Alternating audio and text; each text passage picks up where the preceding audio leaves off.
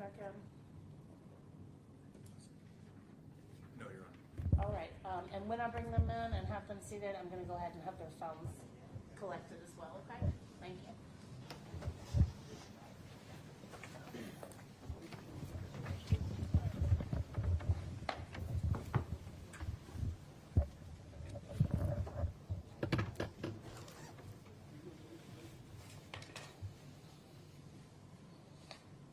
All rights for the jury. I think there's two more coming in. Everybody here?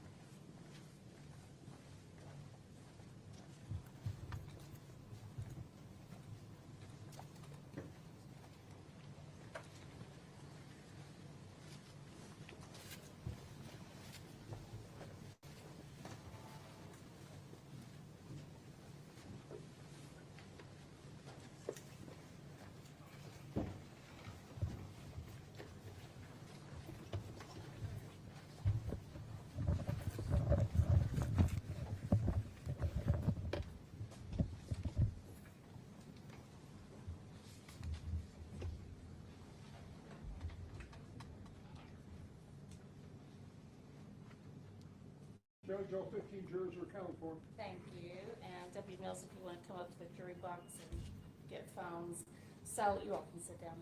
While we're in the courtroom, your phones will go somewhere where you cannot access them. And when we go on breaks, you'll get them back.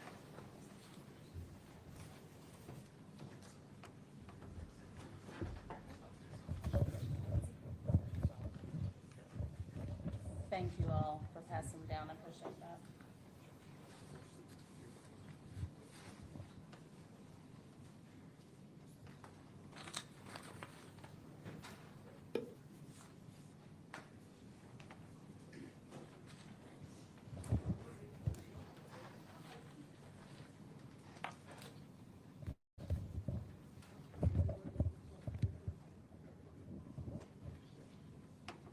Thanks, John.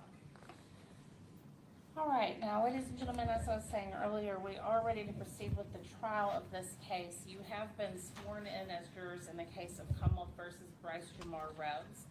Mr. Rhodes is charged with 3 counts of murder, 1 count of tampering with physical evidence, and 1 count of abuse of a corpse. I'm going to read the indictment to you. Under count 1, the allegation is that on or about the 4th day of May 2016 in Jefferson County, Kentucky, Brice Rhodes, acting alone or in complicity with another or others, committed the offense of murder by intentionally or under circumstances manifesting extreme indifference to human life, wantonly caused the death of Christopher Jones.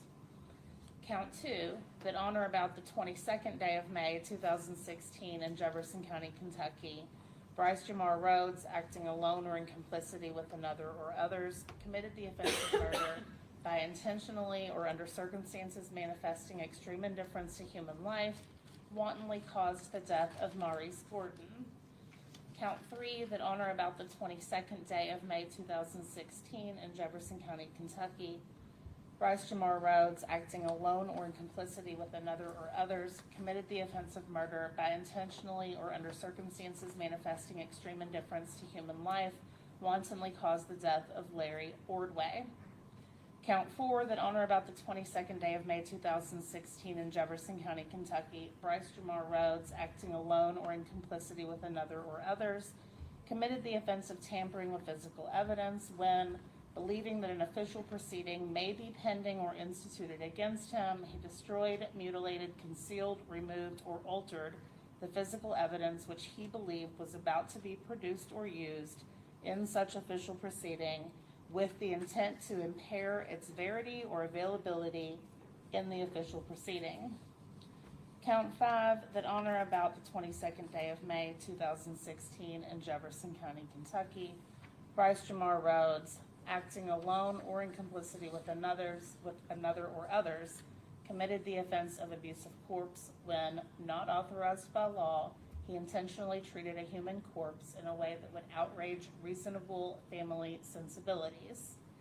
And count 6, that on or about the 22nd day of May 2016 in Jefferson County, Kentucky, Brice Rhodes, acting alone or in complicity with another or others, committed the offense of abuse of corpse when, not authorized by law, he intentionally treated a human corpse in a way that would outrage reasonable family sensibilities. I'd like to briefly tell you how we'll proceed. In this case, just like any criminal case, the Commonwealth will make an opening statement. The defense then will have an opportunity to make an opening statement if they wish to do so.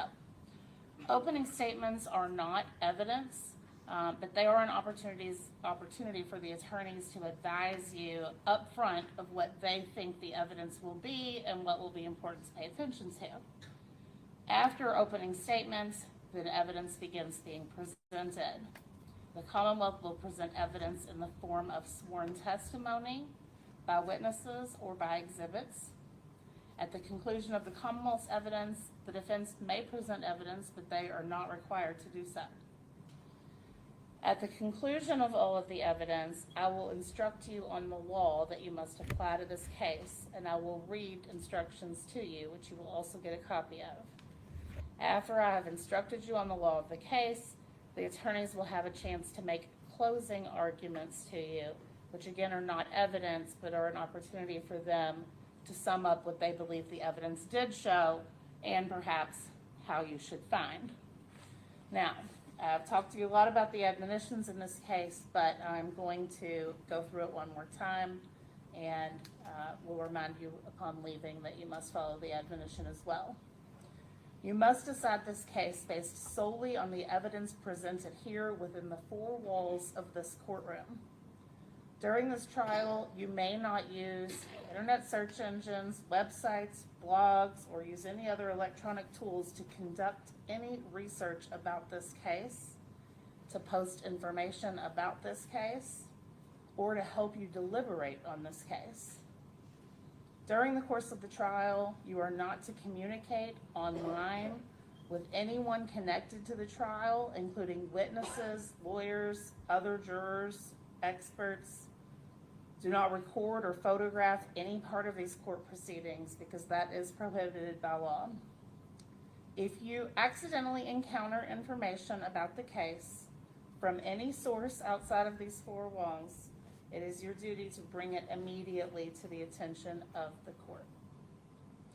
All right, Mr. Cunningham, are you ready for opening? The Commonwealth is ready now. Thank you, go ahead.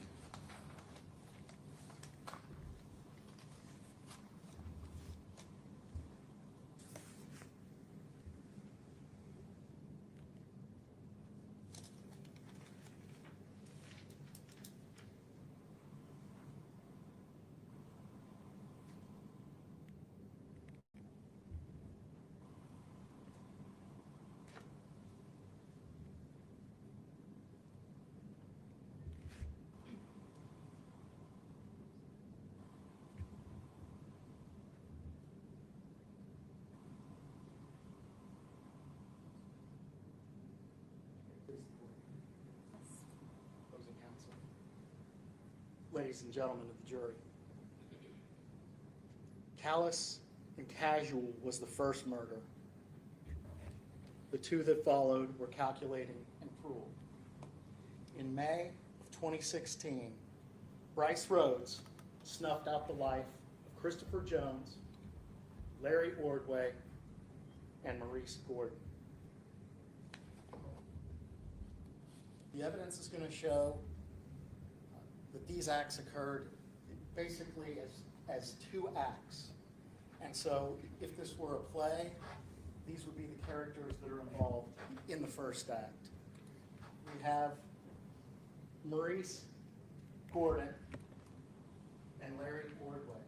Despite having different last names, these 2 are brothers that live together. They went to school at Olmsted. They liked playing basketball. They enjoyed rapping. They were always hanging out together. They had a home, they had a family. But from time to time, they would be out of the house for a few days. That wouldn't be anything unusual for them. They were born 2 years apart and a day, so they almost had the same birthday. And unfortunately, they both died on the same day, which we'll get to a little bit later.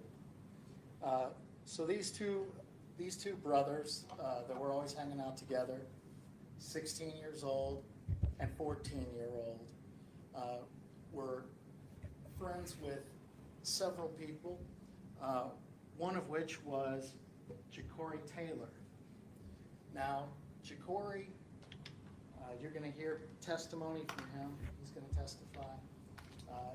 He had a rough go of it. He had lost his job at White Castles. He was in and out of people's houses. He would stay in the stairwell at his girlfriend's house. He was just kind of on the boundary of things. And he was friends with both Larry and Maurice. And Ja'Cory goes by Corey also sometimes. And Maurice Gordon also goes by Maurice. And they were mutual friends with Brice Rhodes, the defendant here, who went by Rambo. Brice Rhodes, was 25 years old at the time in 2016 when he's hanging out with 14-year-olds and 16-year-olds. Ja'Cory was 17 years old. And there's one more person in the spring group.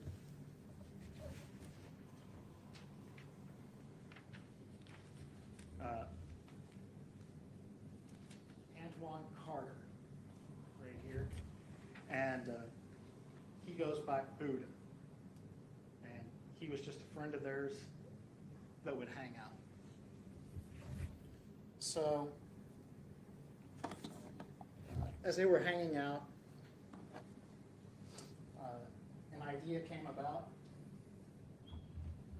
This is a picture of Larry and Maurice, Mr. Rhodes, the defendant. It's a picture of Antoine and a picture of Ja'Cory. Now I'm going to leave this up here just as a reference for you all, so when the names start going, you can look back. So, one night with Brice Rhodes, we came upon an idea. And the idea was basically there was a hit out on somebody, and they were going to kill that person and collect on it. And Brice Rhodes was aware of this hit and knew who would pay on it and knew who the target was.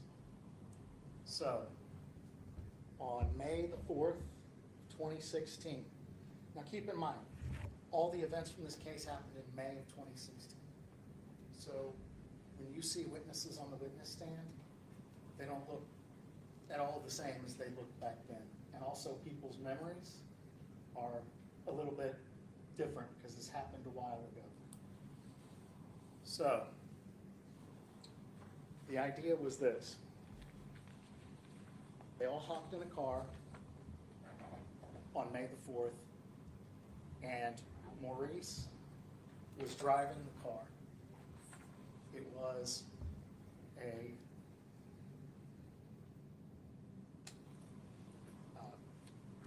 blue Mazda that was owned by the defendant, Mr. Rhodes. The front passenger seat was Larry. Brice Rhodes was in the back behind the driver's seat. And Ja'Cory Taylor was on the right behind the passenger seat. Trailing in a different vehicle was Antoine Carter. He's in a truck that's following behind this car.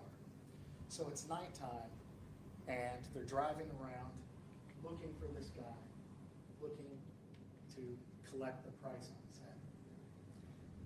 his As they approach,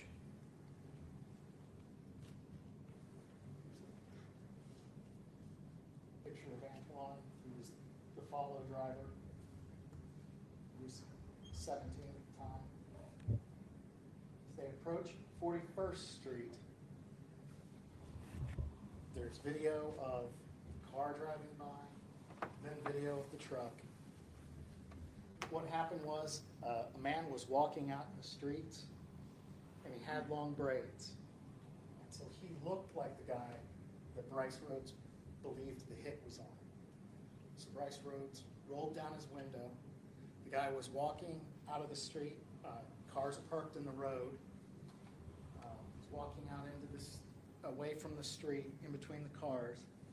Brice Rhodes yells out the window to him, "Hey, get out the road, bitch," and then shoots him one time in the side.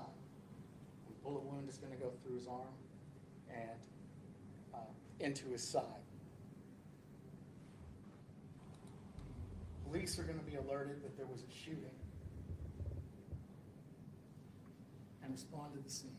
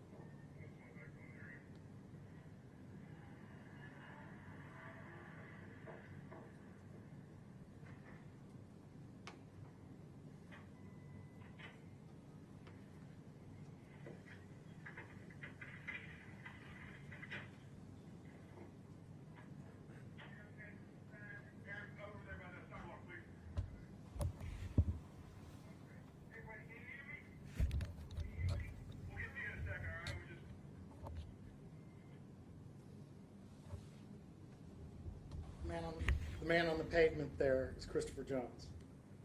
He had nothing to do with any hit or street business. He was just in the wrong place in the wrong time and ended up being shot. He was still alive, but non-responsive there at the scene. EMS took him to the hospital where he passed away.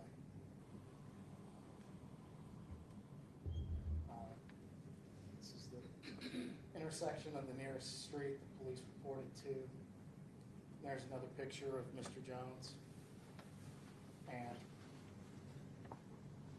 this is a picture from the body cam of approximately where his body was in the road as the car drove by. You can see this is the clothes he was wearing, and some of the items that were on his person. And that's what he was reduced to after he was shot by Mr. Rhodes. You can see a single bullet wound in his arm, and then the entrance of the bullet wound that turned out to be fatal into his chest. So that's the end of what, if this were a play, if this wasn't so serious, we'd call the first act.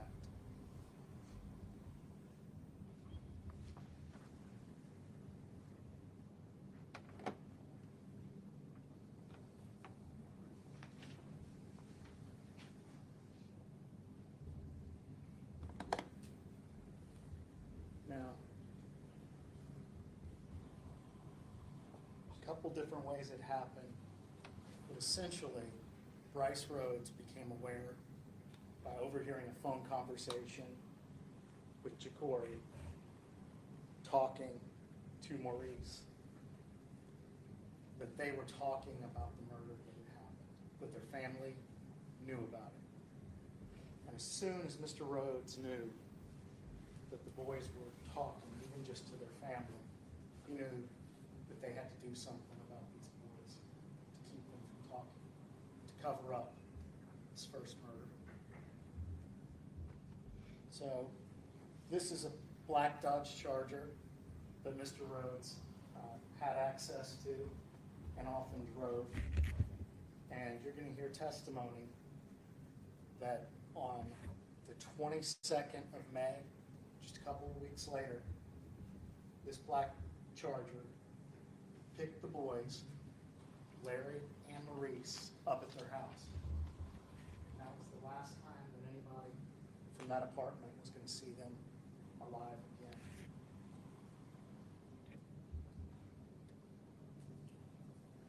So,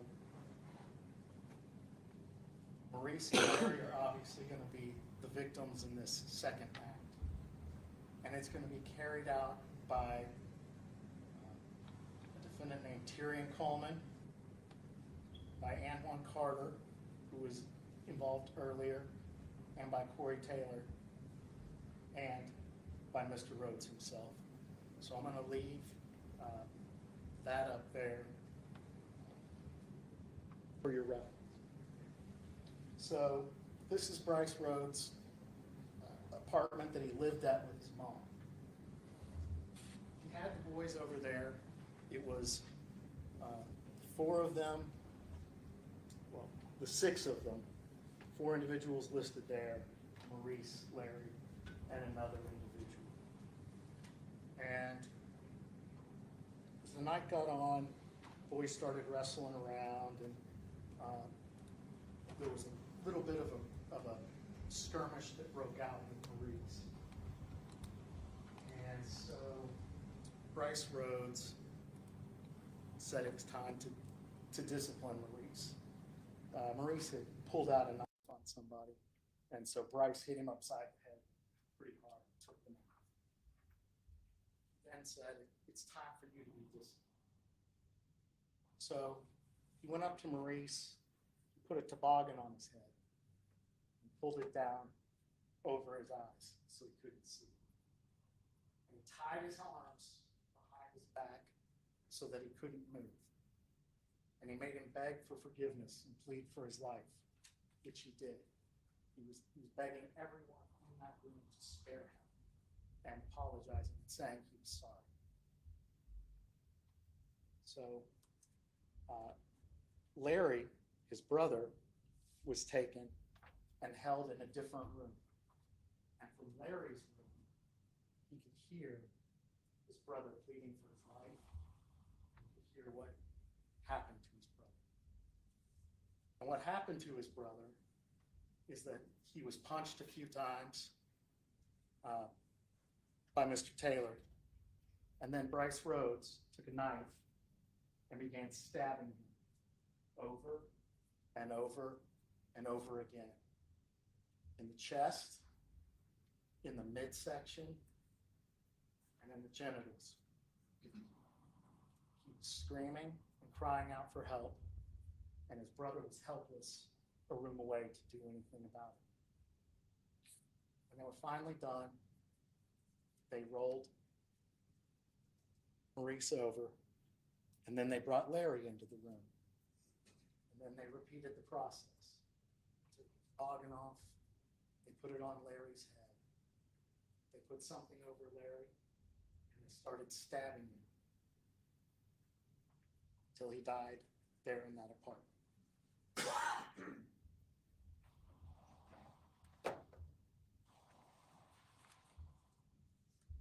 Brice's mom and sister, who shared that apartment with him, were out of town that weekend. So he had the place to himself. He had the people involved help him take the body of the boys and put them in some totes, which he then carried down and put in the back of his Mazda. Some in the back seat, and one of them in the back seat, and one of them in the trunk. And then he drove off. Now he left Antoine and Jacory at the house to clean up because there was blood all over the carpet. He gave them cleaning supplies, and he gave them towel. And just for good measure, because his mom was out of town, he had them also do his dishes while they were scrubbing up the blood. He and other individuals went and drop the body of the boys off. Drop their bodies off. He also set fire to the items that were associated with the stabbing and left it in a dumpster. Drop the bodies off around 4028 River Park Drive, which you can see from the area is near the park, near Wyandotte Park, where they play ball. So on the 22nd day of May, this is what somebody in the neighborhood discovered. 2 boys, mutilated, stabbed, set on fire, and left like trash.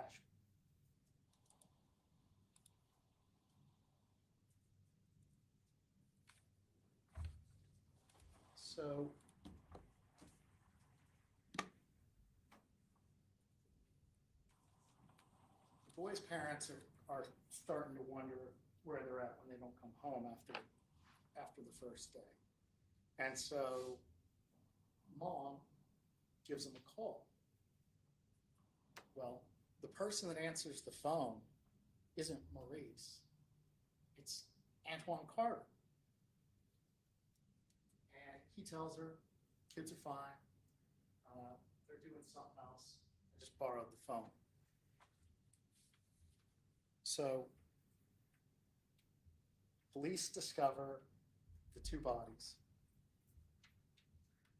and eventually they have sketch artists come out.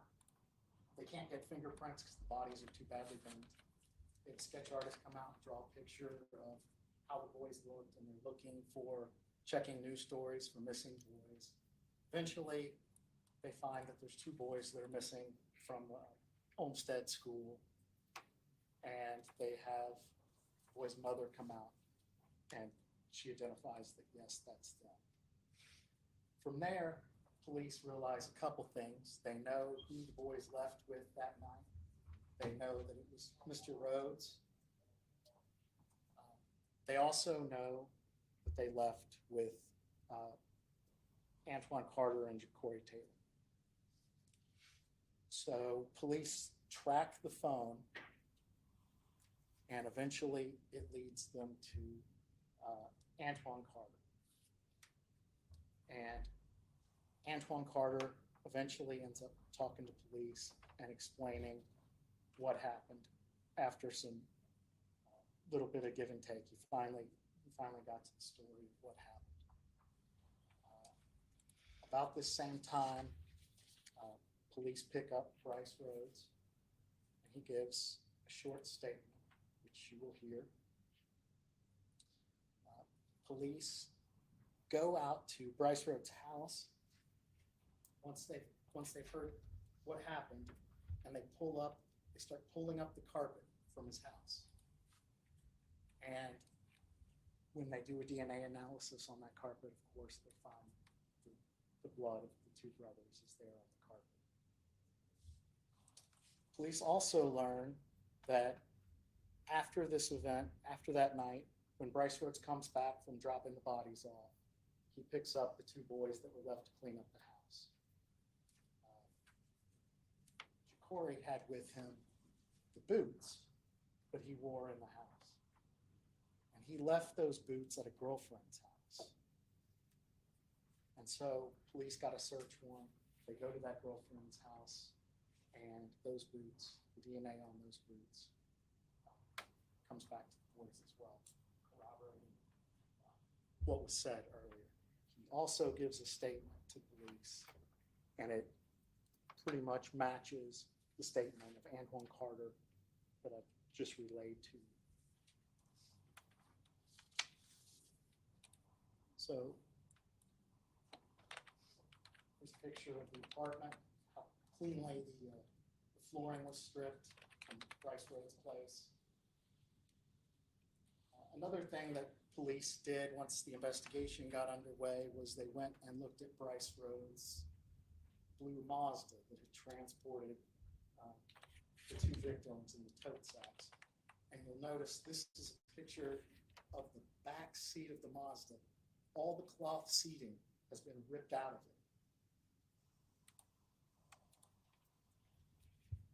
it. And this is a picture of Jacory at the police station giving his statement. You can see, I want you to remember how young he truly is. At this point in time, he is 5'5", weighs 122 pounds. Brice Rhodes is a 25-year-old grown man. This picture of the boots that were recovered from the girlfriend's house.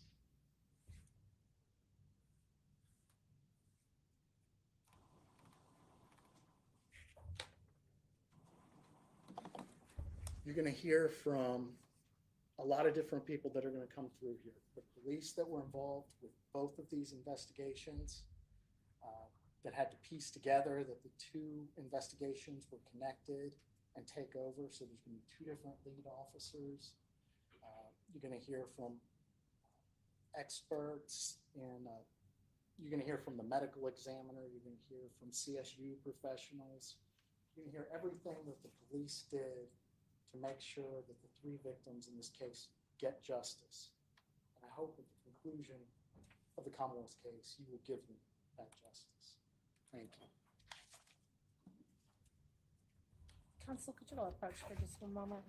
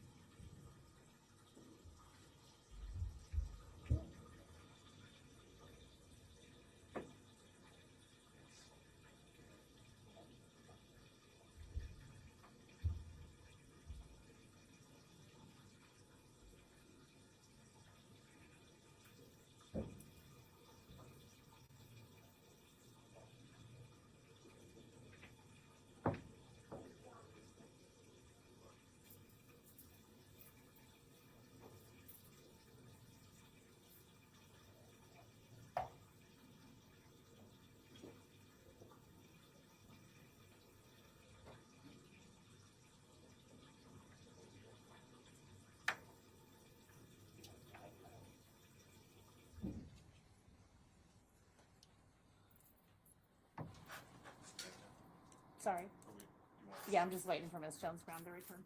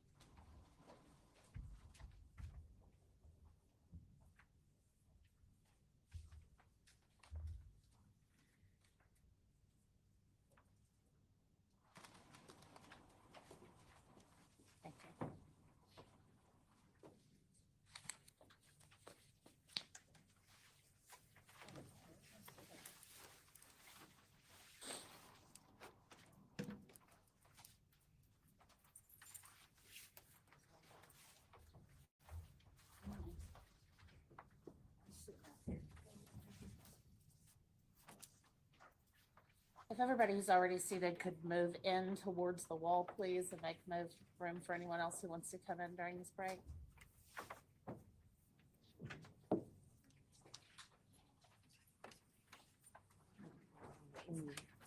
Please have a seat.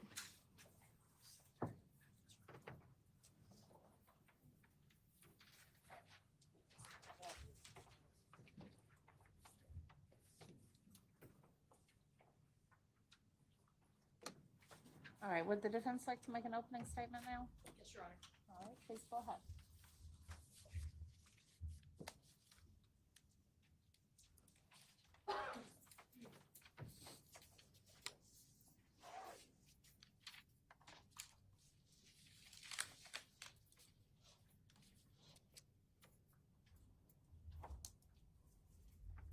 I stabbed him.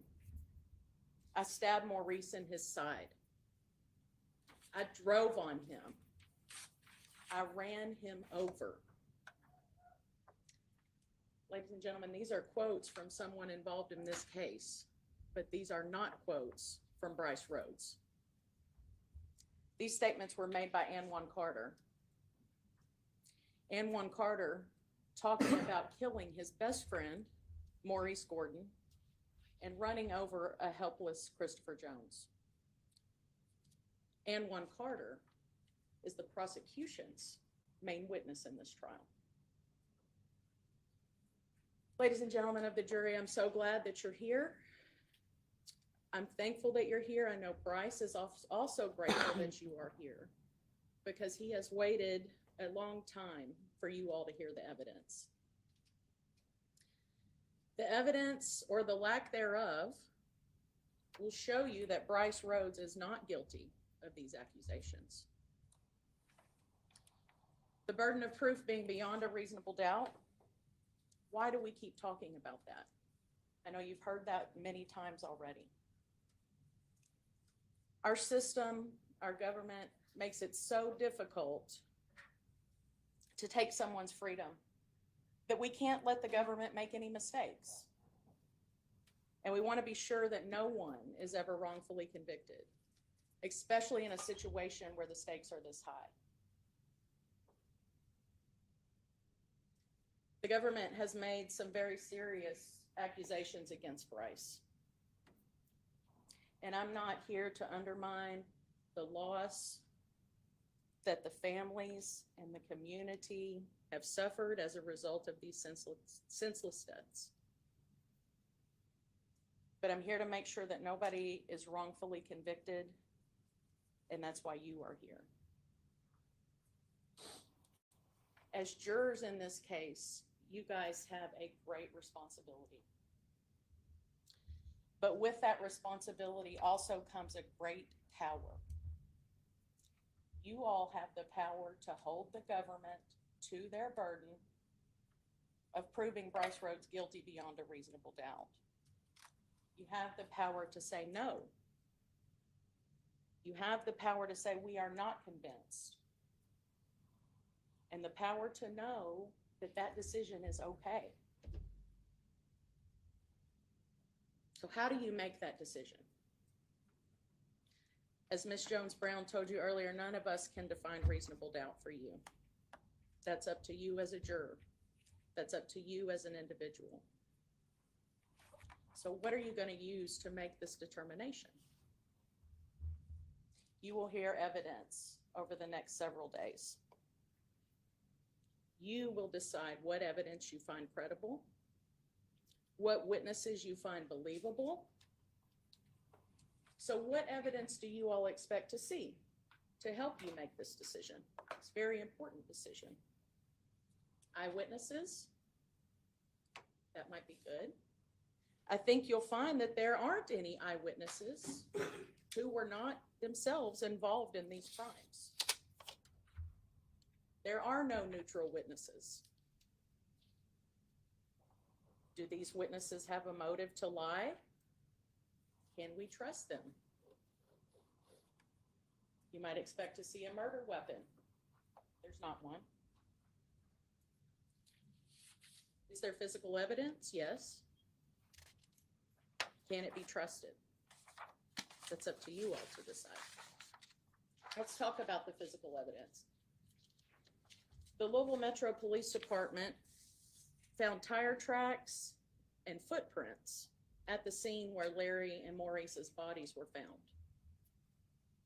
The tire tracks could not be linked to Brice's vehicle. The footprints did not match Brice's shoes. Brice's fingerprints were not on any evidence. Brice Rhodes' DNA was not found on any evidence except for on the steering wheel and the gear shift of his own vehicle. Let's talk about Brice's car. The Commonwealth showed you a picture of the Mazda. Louisville Metro Police Department searches Brice's car and claims that the entire back seat of Brice's light blue Mazda had been removed in an effort to conceal evidence of these crimes. No DNA linking Brice to those crimes was recovered in that car. You'll hear that Brice borrowed Chris Jensen's black Charger to drive these boys around. And when you hear from Mr. Jensen, note that he is not going to be able to say that anyone was with Brice when he picked up that black Charger, nor was anyone with Brice when he dropped off that black Charger to Mr. Jensen. These are things to consider. I want to give you an alternate perspective, if you will, than what the government has. Have they accused the right person, or was Brice an easy target to blame? Has the one who already committed these crimes pled guilty? I ask you all to listen to the evidence, observe the witnesses, and ask yourselves if something isn't quite right here. The evidence will show that there is a reasonable doubt that Brice Rhodes is guilty. Let's talk about the detectives in this case. As you all know, the Louisville Metro Police Department was the agency responsible for investigating both of these murders, both scenes, or excuse me, both incidents on May 4th and then again on May 22nd.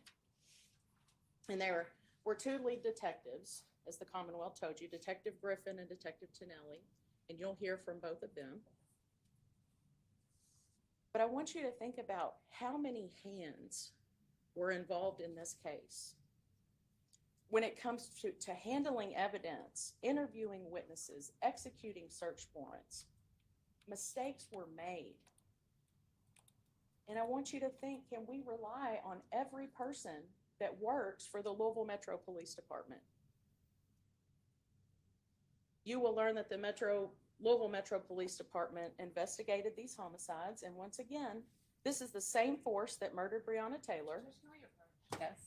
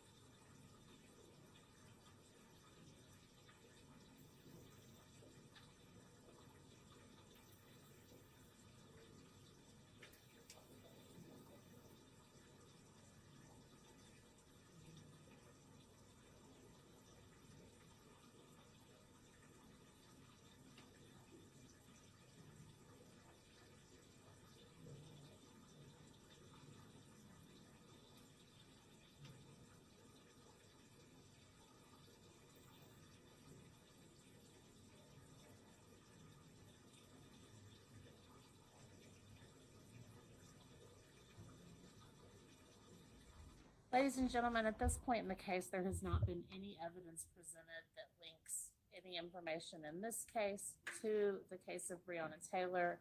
I'm going to admonish you to disregard counsel's last statement at this point. Ladies and gentlemen, even if you find Detective Tonelli and Detective Griffin, the two lead detectives in this case, as I mentioned, there were so many hands in this case. Can you rely on everyone else that works for Louisville Metro Police Department? Detective Tonelli lied under oath about one of the biggest pieces of physical evidence that the police possessed. He told the court under oath not once, but twice, that law enforcement had a piece of evidence that they did not have and do not have. So you might be asking yourself, I can see how some evidence could be lost. Maybe it was a tiny piece of hair, maybe it was a speck of DNA. That seems reasonable. Ladies and gentlemen, no, it was an entire back seat of a car. It's gone. You know how I told you earlier that police stated that Brice's back seat had been removed. Detective Tonelli told a judge and then a grand jury that the Louisville Metro Police Department had found and collected a burnt back seat from a dumpster that matched Brice Rhodes' back seat. And now it's gone. I am mystified as to how you lose a piece of evidence that big.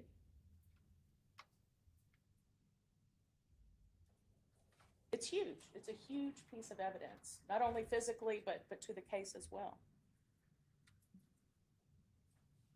So in an effort to get Brice charged, the court was misled, the grand jury was misled about a piece of evidence in the LMPD's possession. Did they lie under oath about having it? Or did they dispose of it because it didn't help their case? You all decide that.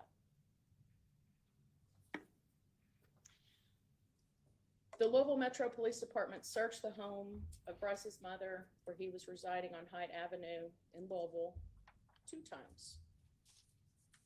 The first search, officers found nothing incriminating. They even commented on how clean the apartment was. The crime scene unit was there, detectives were there, officers were there. It was a big search.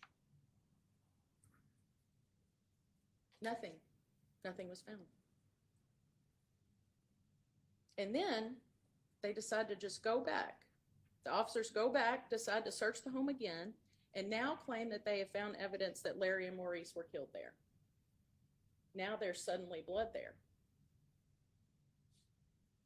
First of all, is that how search warrants work? You keep going back until you find something, and if you don't find anything, you find a way to come back and find something. If at first you don't succeed, try again, huh? But that's not how search warrants work, ladies and gentlemen. Despite all of those officers being there, I've never seen a video recording of the search at Hyde Avenue. There's nothing for you all to watch to see what actually happened. I want you to consider that when you hear about how the evidence was collected. Consider that reasonable doubt as to the guilt of Mr. Rhodes. I want to talk to you all about the investigation in this case, or the lack thereof. I think it's fair to say that you all could conclude that the police had tunnel vision in this case. And when I say tunnel vision, I mean that they focused in on Brice Rhodes, excluding all other possible suspects. Elizabeth Wren, the mother of Larry and Maurice, was the first to point the finger at Brice Rhodes. But why? She didn't see anything. So what was her problem with Brice? Was it their romantic relationship had gone bad? I feel for her. She lost both of her sons. She's a grieving mother, and you will see that when she testifies. But I'm going to ask you to look past that and think about the part that she played in this. Consider the reliability of her statement. Evidence will show that she is a known drug user who was aware that her juvenile sons were hanging with Ja'Cory Taylor and Anwan Carter, were involved with guns, and even knew her son's friends bought a gun out of her own home.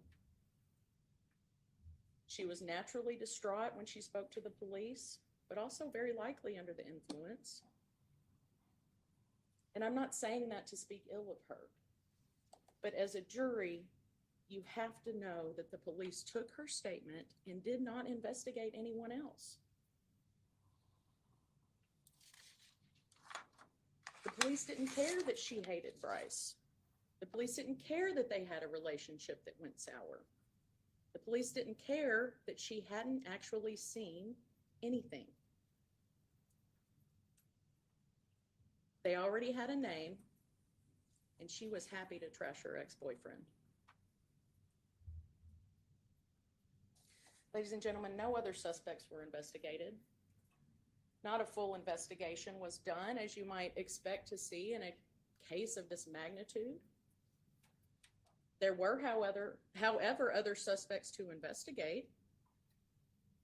Just prior to the shooting of Christopher Jones, a Louisville Metro police officer reported a suspect in a white shirt, reported receiving a report of a suspect in a white shirt riding a bicycle and waving a gun around in the area. It's not a coincidence. It's a high crime area. It wasn't investigated. Another witness reported seeing a black Chrysler 300M near the scene of Christopher Jones's death, and even stated a person got out and messed with the body, but then fled before the police arrived. This was not investigated. Another possible suspect comes to light in the statements of Anwan Carter and Ja'Cory Taylor. They both described two other men being present at and participating in the murder of brothers Larry and Maurice. Tyrone Coleman was eventually charged and convicted. However, the other individual was not charged or even questioned. There is a reasonable doubt that Brice Rhodes is guilty.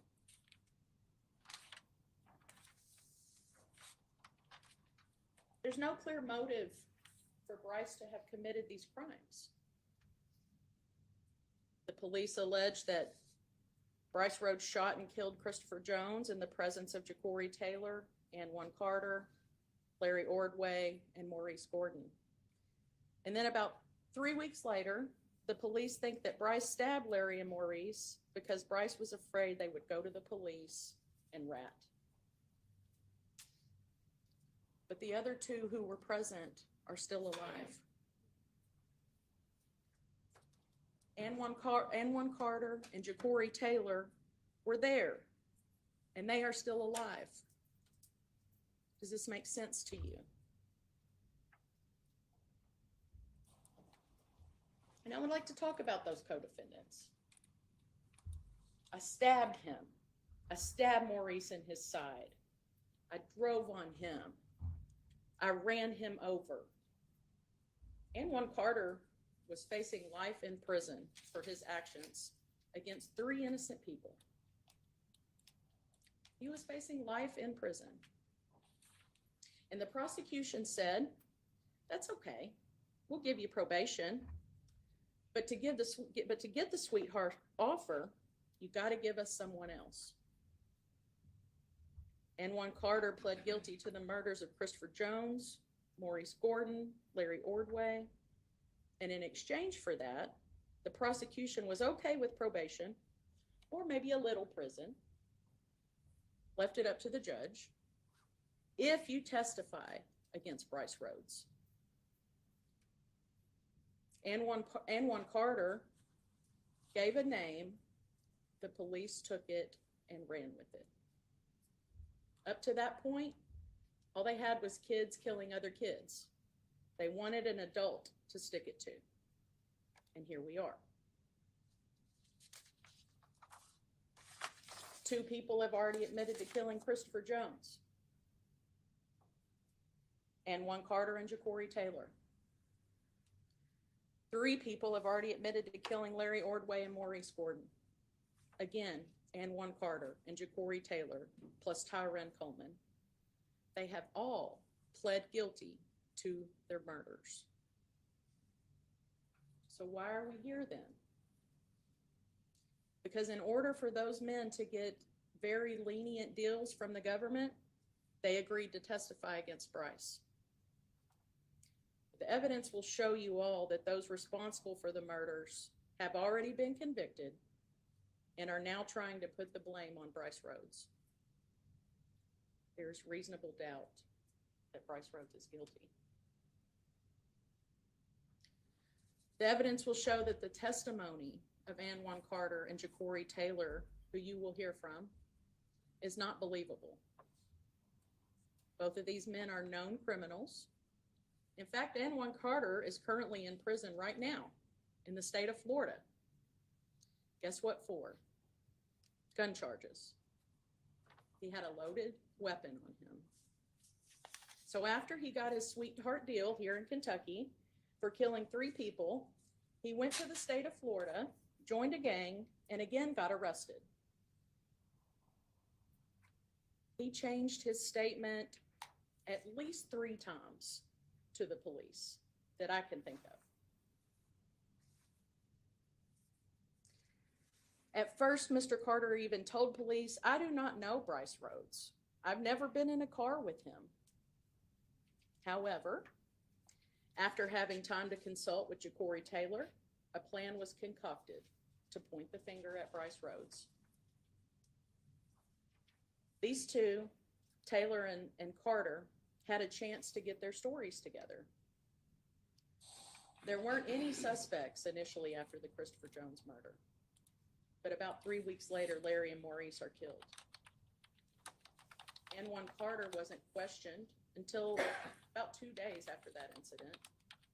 So all of this time, Carter and Taylor had time to get their stories straight, to come up with a plan of how to get themselves out of this. A plan to make themselves look less guilty for murdering their best friends, Larry and Maurice. A plan to blame Brice.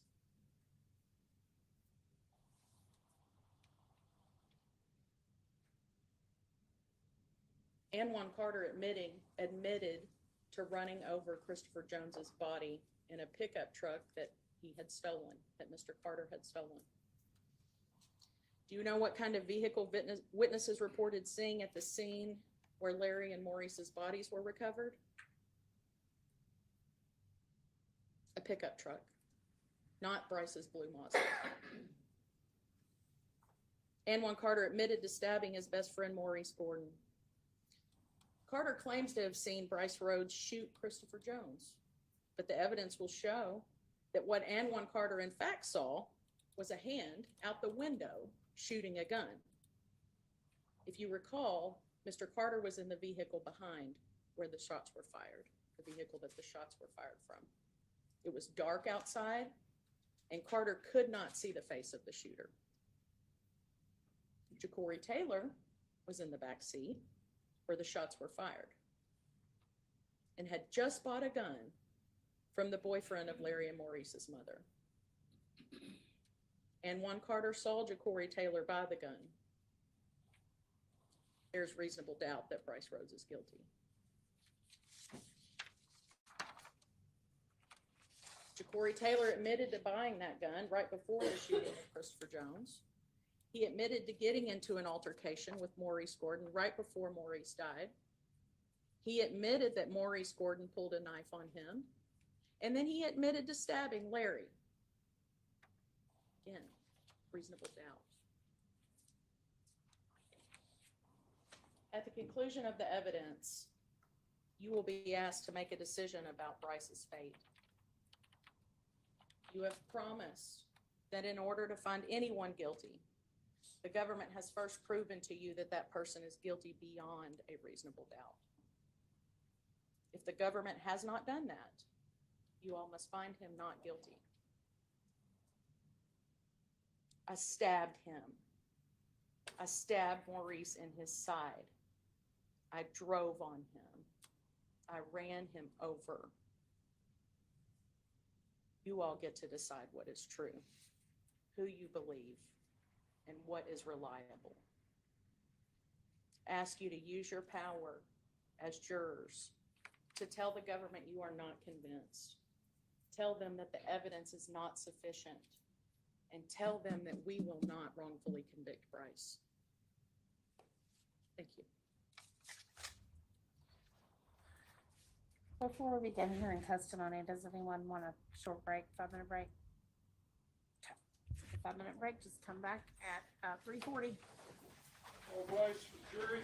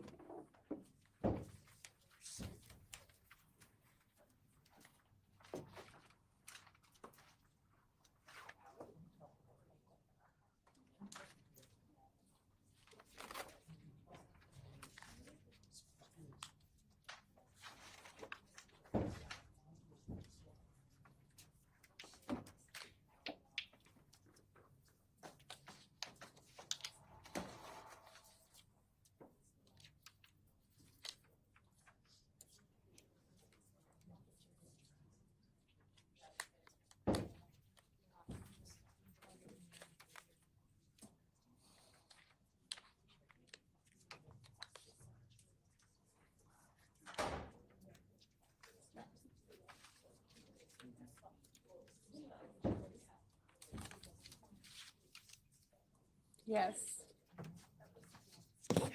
Yes. Yes. Yes, yes, I'm here, yes.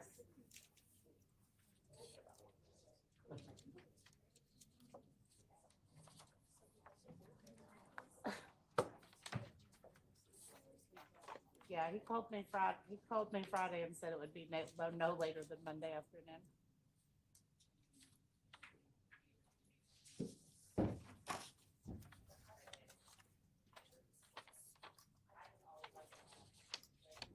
If you all could text me, that'd be great.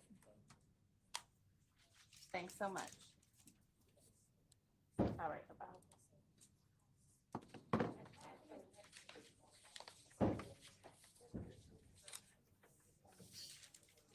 All right,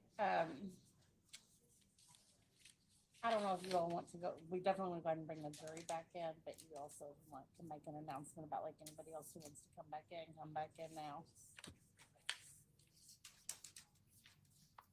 Mr. Cunningham, could you get Ms. Jones bound for me, please? Yes.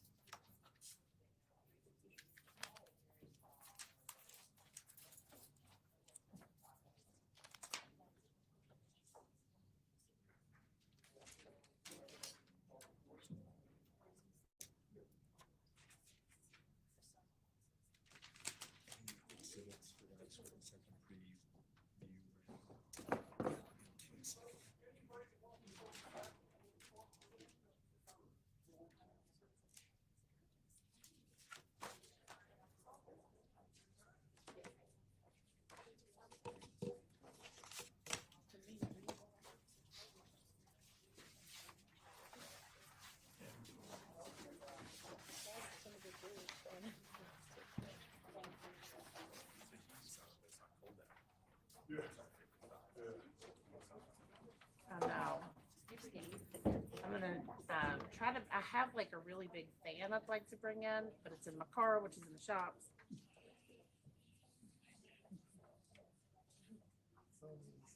I know.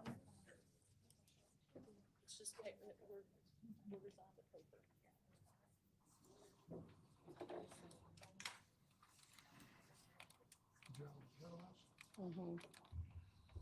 Mostly, I just want to know what the fastest move is, so I know what the next move is.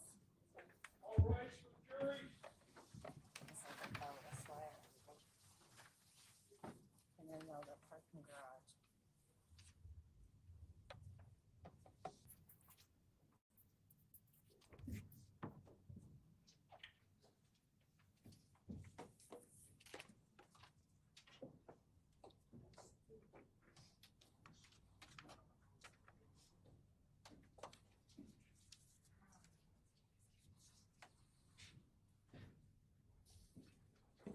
All jurors are present, Your Honor. Thank you, Deputy Mills. Everybody's phone back over here. Okay. Does anybody need to report anything regarding the admonition? Perfect.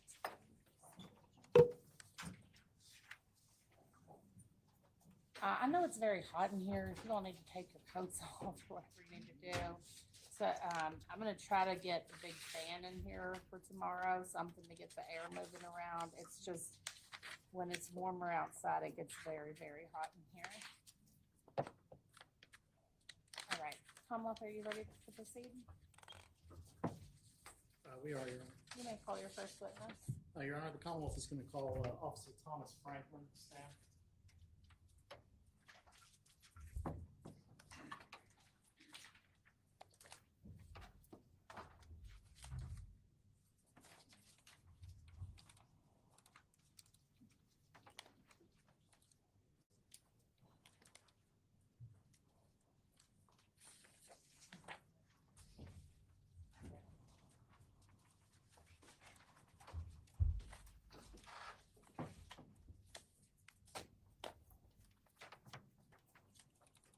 Good afternoon.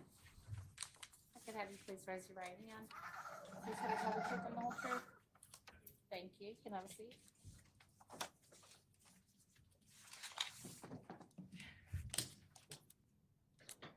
Good afternoon, officer. Can you state your name for the ladies and gentlemen of the jury? Officer Thomas Franklin, And Officer Franklin, where are you employed? Louisville Metro Police Department, How long have you been with the police department? roughly 10 and a half years. And were you with the police department when this case occurred back on the 2nd day of May of 2016? Yes. And how did you come to be involved in the case? At the time, I was a patrol officer in the 1st Division on late watch. And I heard a shot fired while I was at roughly 28 and Broadway. Started going towards, and then was later updated that there was a shooting that had taken place with the victim, and therefore continued that direction. So you actually heard the gunshot yourself, and then you became aware that Yes, sir. it was fired. And have you had an opportunity to review your body cam from that evening? Yes, sir. And did it fairly and accurately reflect the events as they unfolded? Yes, sir. Move to admit and publish officer's body cam.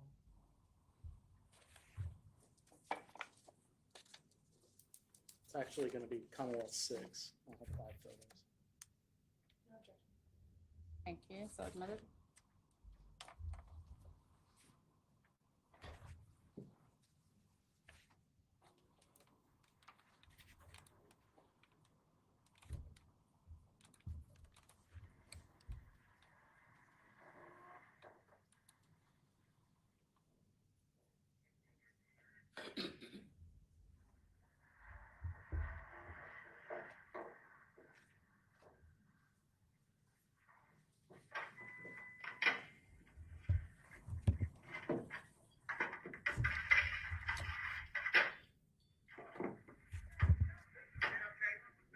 Eric, over there by that sidewalk, please. Okay. Hey, buddy, can you hear me? Can you hear me? We'll get to you in a second, all right? We just. Hey, where you shot at?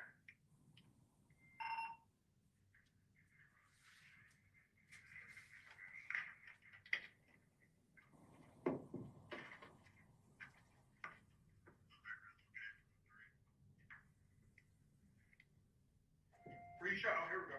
Right here. Yeah, I got it.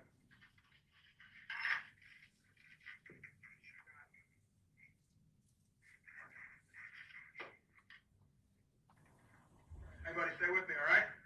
What's your name, man? It's abdomen. One blow back up to the abdomen. He's breathing, but he's not conscious or alert right now.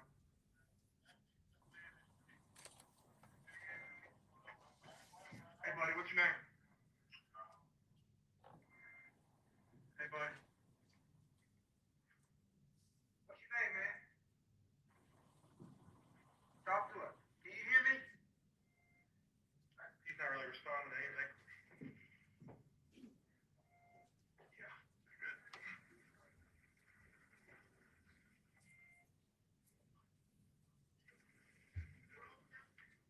Oh, here we go. Hey, you're good. You're good. You're good, Garner. Be still, man. Be still. Be still. EMS is here. Can you hear my boy? Can you hear me? What's your name?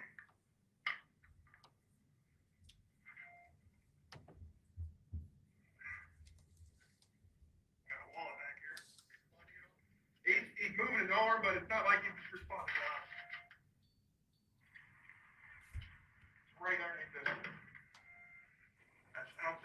closed? Yeah, there's one patient over here. Right here. No, it's over here by EMS. Don't worry about it. You guys are fine. Yeah, only seen one. Right here on his arm. Yep. No, he's not responding to us. He's moving his arm though a little bit. He may have another shot right here. Yep, right there in the arm. Another one.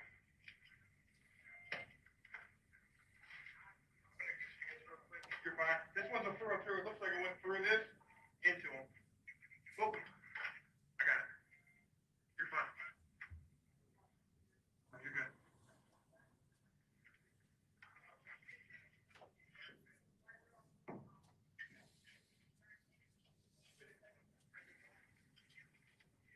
Today's fix right now. Can you hold down for today?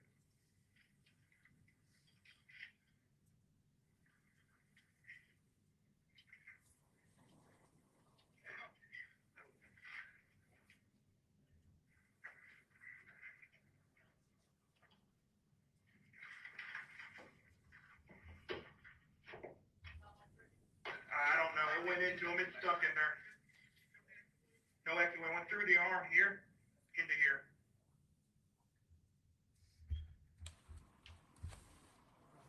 Is that a night you remember pretty well? Safe to say. Yes, sir. Can you walk the jury through, what do you do once you get the call? What steps do you follow? This one, again, I was in the parking lot at 28 and Broadway and actually heard the shot and started going that direction. At which time it's updated to a shooting with somebody that's been struck. I'm a first division officer that borders the second division. The actual location was in the second division. However, because of short bodies, people already on runs and things of that nature, I decided to continue to go anyways because I had determined based off what dispatch had been saying and other people had been responding, I would still have been closer to help provide aid and continue to go that direction. So I continued going, observed EMS in the area beforehand, and notified radio that they were staging. And I don't think I asked you, do you remember what time it was that the call came out? It was after midnight. We work 7 to 7 at that time, I believe, but 12-hour shifts. So it was after midnight, but not too early in the morning. I said it was a minute to 1. Would you believe me? Yes, sir. So you pull in, we saw how fast your cruiser was going. You see somebody down. What's the next thing you're doing there at the scene? Next thing I did is I grabbed a roll gauze, medical supplies from glove box, show up on scene. There was another officer there, and put on PPE, gloves, then immediately went into trying to address wound, figure out where the wound was. Obviously, this is our victim here that we're attempting to help, and located the abdomen wound, which time at the time putting pressure on was the best option. And based off my experience and training and everything that I've encountered up to that point in time in my career.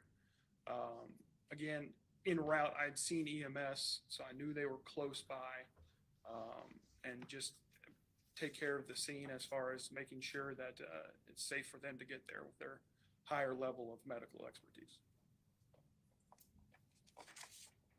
And may I approach your honor? You may.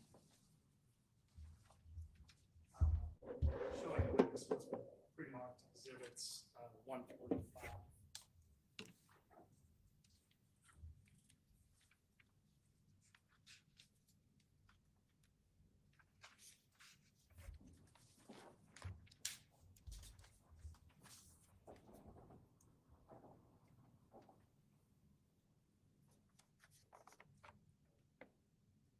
Are you familiar with these photos? Yes, sir. And they all fairly and accurately represent what they purport to be. Yes. Why don't you walk the jury through what these are photos of? This is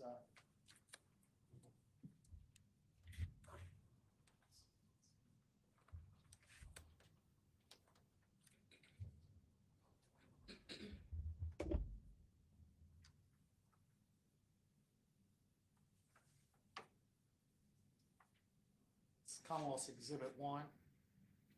To admit and publish, Your Honor. Yes. Oh, well, actually, sorry. I think I admitted and published. Should have checked with you first. I'm sorry. Thank you. So, the first picture was a driver's license. Why is that significant? It was a driver's license that was in the wallet that was located in Mr. Jones's pocket. He had longer hair that night than the picture. And then we have a picture here of this intersection, Yes, that's the location, roughly close to the and there's a picture of the numbers on this pole. Why is that significant? I did not take those pictures. We used the numbers on the pole for years. LG&E uses them at specific geographical and longitude, latitude locations. We've used them for our traffic accidents when reporting locations for traffic accidents in the past. But again, that picture I did not take. So. And then this is Commonwealth's Exhibit 5. This is that same pole behind the car. Okay. I'm sorry. Did you answer? Yes, I'm sorry. Sorry, I didn't hear you. Yes, that's the vehicle from where the back bumper for Mr. Jones was at. Focus just a little bit better. But what is this picture of? That's the location that we found him. And there's items that are in the road. Yes, as from the body camera to render medical aid, some clothing items were cut off, taken off to better allow the medical crew to address the wounds. And that's what we saw happening in the video. Yes, sir. And then I'm going to show you this final picture here. There are yellow cones, numbered cones on the scene. What's the significance of that? I did not place those cones. That would probably be a question for a detective. In the past, cones have been used to mark key pieces of evidence or things that they want specifically documented. Things that you've identified as significant on the scene. Yes, sir. And so how long was it from the time that you showed up on the scene to the time that the victim was taken away in an ambulance? The perception of time in an instance like that, it seems like it could take a long time or a short time. Everyone's is different. For me, again, it's documented on the video. I would better reference that video to answer that question. And then did you do anything else of significance at the scene? After I was done helping with aid and EMS was there, at that point in time, as a patrol officer, understanding this is now a crime scene, depending on what has already been done, crime scene tape was already in the process of being put up, at which point I went and people had started to gather and come outside because of the commotion and the lights and the sirens, and therefore just tried to identify anybody that may or may not have been around or seen or heard or anything like that, and try and get information on them to better identify them for a detective to follow up with. Thank you, and please answer any questions for the defense.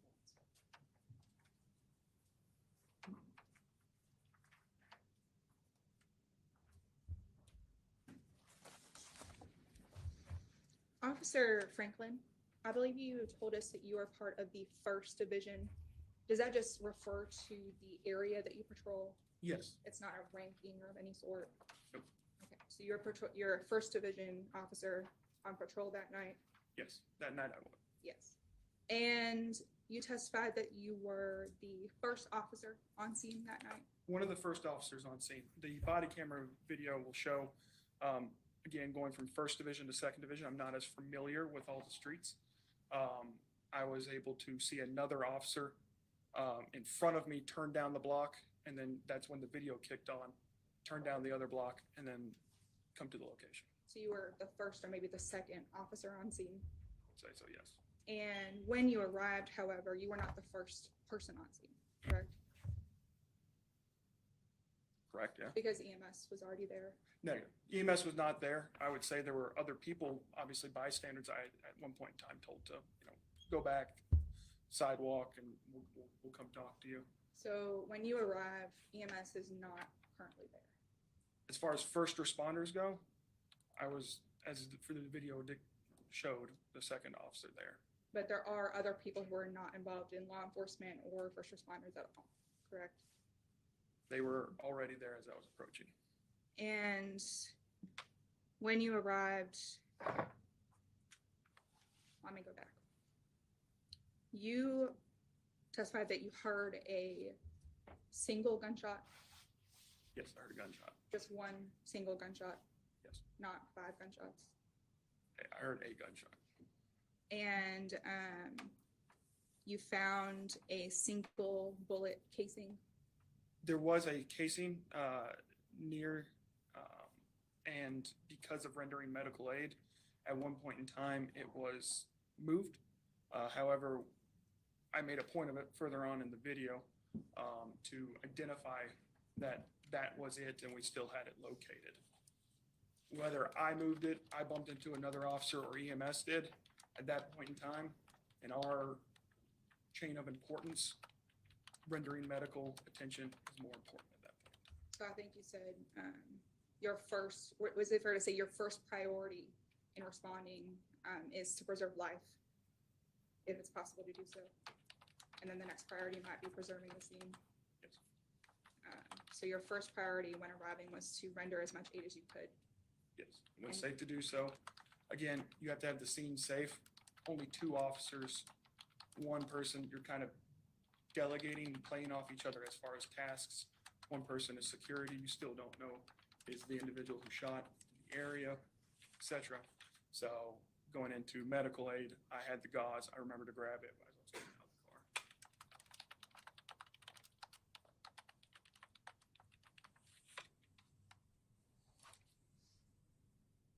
The casing that was found, that was put into evidence and preserved. I was not part of that process. But Brice's fingerprints were not ever found on that shell, correct? Excuse me? Brice's fingerprints were not found on that casing. It's not part of that process. I believe you said that after the scene was secure, you interacted with some of the bystanders Yes, to try and see if anyone had seen what had happened. yes, And one of the bystanders was Keith Taylor. yes, And did you speak with him? I did.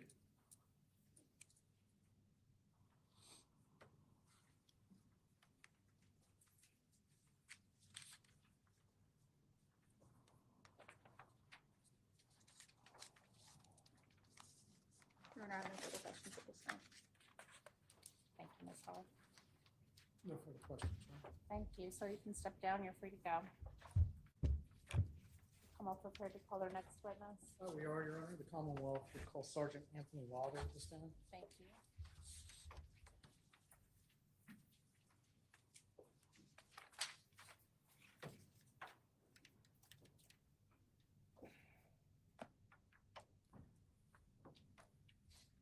Hey, Sergeant. Good afternoon. Afternoon. Can you introduce yourself to the jury? Hi, my name is Anthony Wilder, Wilder. I'm currently a sergeant with the Louisville Metro Police Department assigned to the Public Integrity Unit. And how long have you been with the police department for? Approximately 19 years. And do you remember what your role was with the police department back in 2016? From 2010 to August of 2017, I was assigned to the Homicide Unit. And is that what you were doing back on May the 2nd of 2016? Yes. Do you remember how you became involved with this case?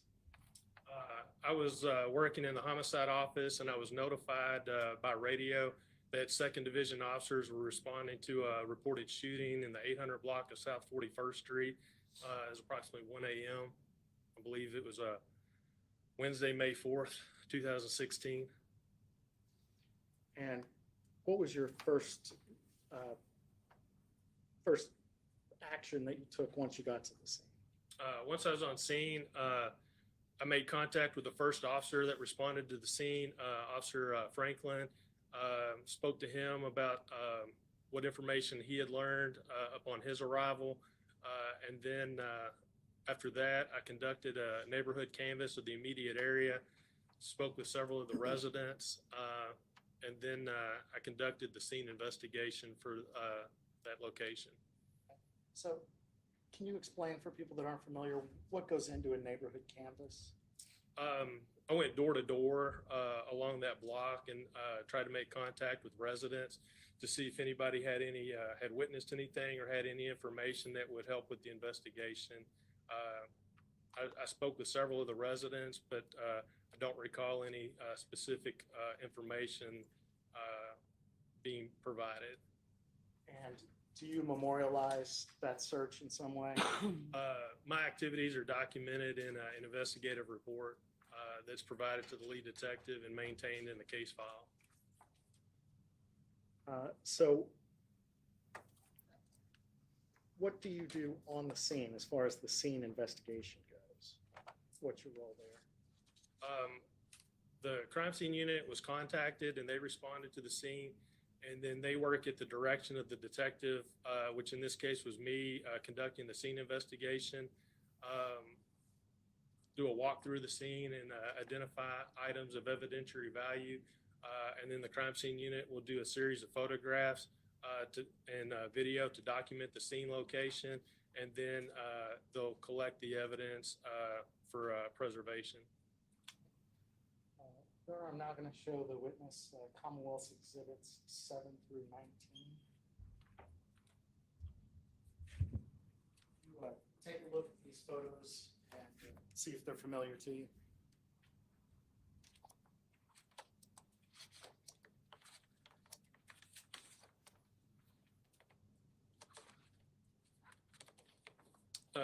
These are some of the photographs taken during the scene investigation. They show, typically there'll be 3 sets of photographs taken. The first set is an overall scene, and it shows the scene as it's found. The second set, markers are placed down. They're usually like a plastic type of cone with numbers, and those are placed next to items of evidence. And then another set of photographs is taken, and then a third set is taken where the evidence is, it's a close-up of the evidence. Why is that done? It's just for documentation and to be able to show perspective of one piece of evidence to the other. Okay, and we'll just go through these photos real quick. Start with this first one, and I'll go ahead and move to publish these as we go. This one is marked Exhibit 7. It is one of the first overall photos. And that's It's showing, yeah, it's showing the scene and items of clothing that were eventually collected. this is 8. Yes, this is just showing from a different angle the clothing. Same with 9 and 10. Yes, these are just showing different angles and perspectives of the scene during the first set of photographs with no markers. All right, and what about 11? Markers in this photograph have been placed to help identify the items of evidence. And 12?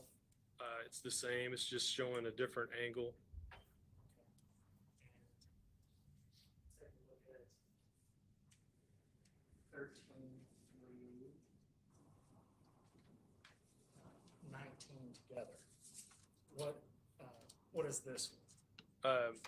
These will be, it'll show a close-up of the marker and the item of evidence associated with that marker.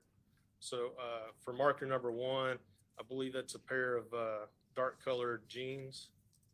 And picture 14, marker 2. Marker 2 is a shell casing. Marker 3. Marker 3 is a kind of a plastic wristband. 4. Is a Cricket cell phone. 5. There's several pieces of clothing in 5. I believe there's a jacket, some white and red T-shirt, and then a cigarette butt. And 6. It's a red and black hat with a U of L Cardinal logo on it.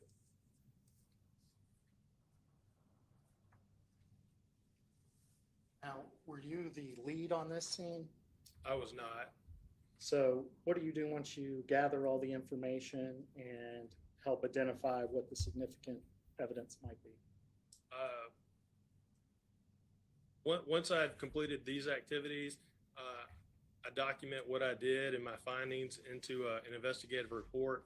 And then as the case would progress, any further assistance that's asked of me by the lead detective or as the investigation develops, I would provide further assistance and then document those activities in separate investigative reports. All right. And 41st Street is the address of this incident was in Jefferson County, is that correct? It was in the 800 block of South 41st Street, and that is in Jefferson County. Thanks.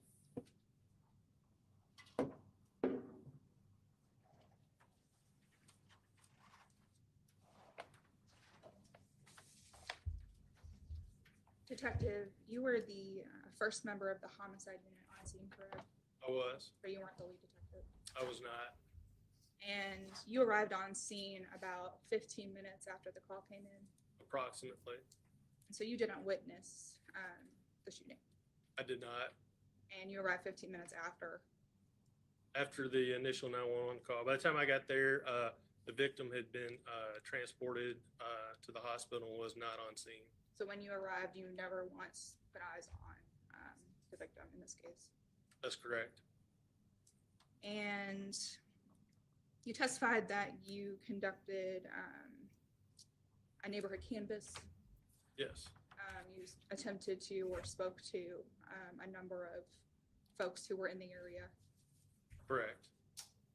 But there were no eyewitnesses to this event. I did not identify any during my neighborhood canvass. One of the individuals that you did interview was Keith Taylor. Yes, I believe he was one of the first 911 callers that reported the incident.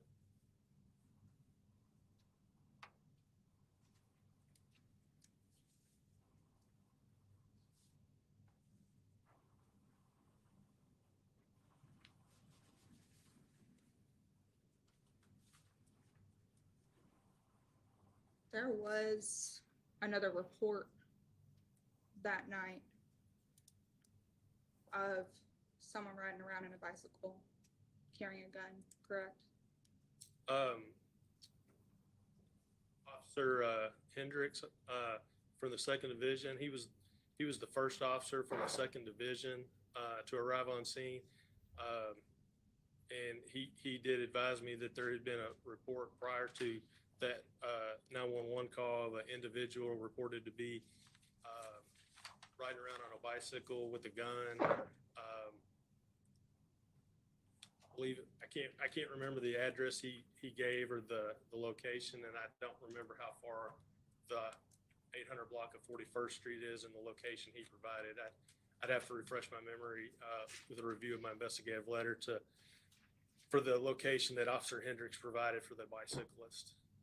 But you didn't locate this individual riding a bicycle and waving a gun. I did not.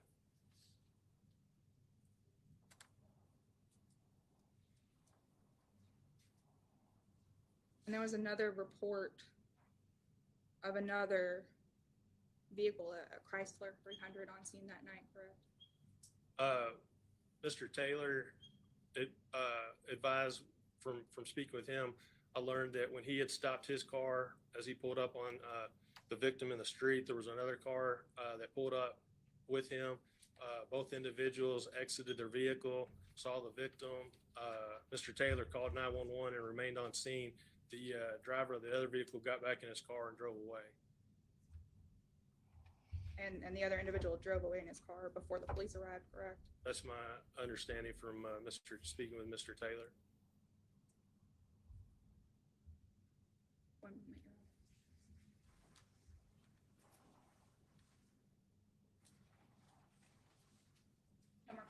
time, Your Honor. Thank you. You redirect?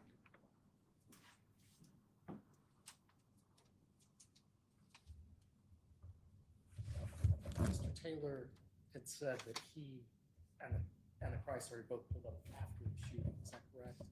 Correct. And I think I misquoted the date on this. It actually occurred on the 4th. It was late at night on the 3rd into the early morning of the 4th. I believe the call came in at 1 a.m. on Wednesday, May 4th, 2016. Thank you. No further questions. Mr. Cunningham just did the same with the first witness too. The date. All right, any recross?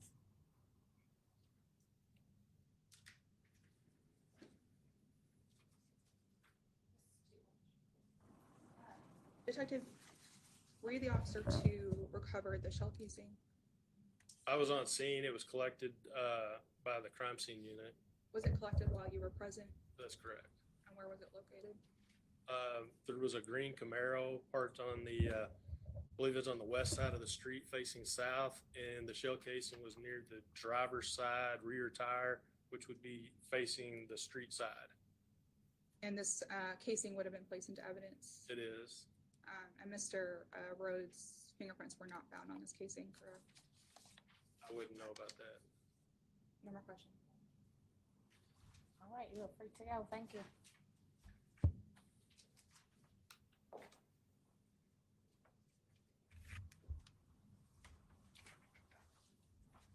Give another witness a call. May we approach, Your Honor? Sure.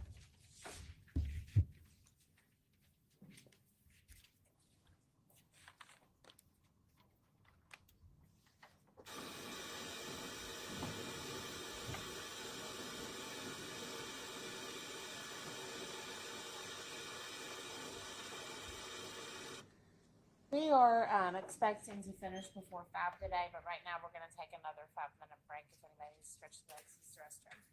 Just be back in about 5 minutes, please.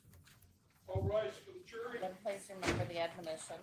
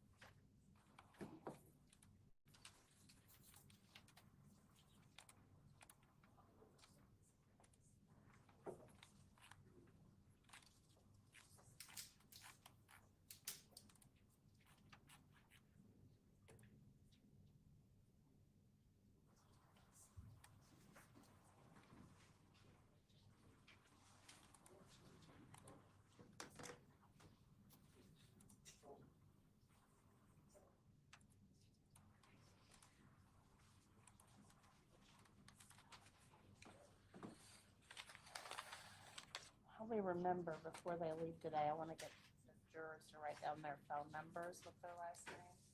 In case something happens, like remember last, weren't you here already when that one juror left their phone?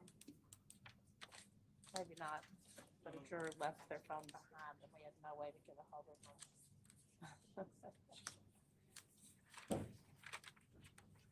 Subpoenas are returned in Jefferson County. Do they end up in the file? Or do they not do that? They're supposed to go in the file. The, They're supposed to be like anything that, I mean, just like someone's been served. Yeah, they're supposed to go back in the file. But there's also, if they're served by the sheriff's office, you can actually get them online. All the information about the service is it in online. CourtNet or is it on there? It's the sheriff's office website. Yeah, yeah.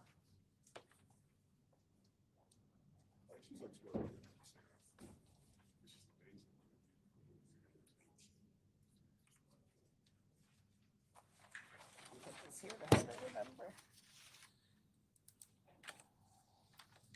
All right, I think we're ready to bring the jurors back in. I can't get this to work.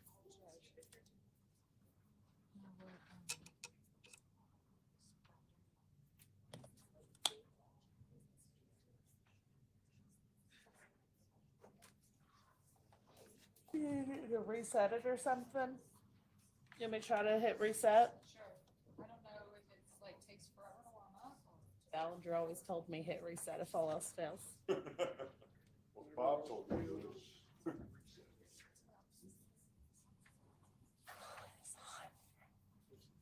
Angela Billowitz texted me and said she's here watching the live stream at her me and has facilities working on making it cooler in here.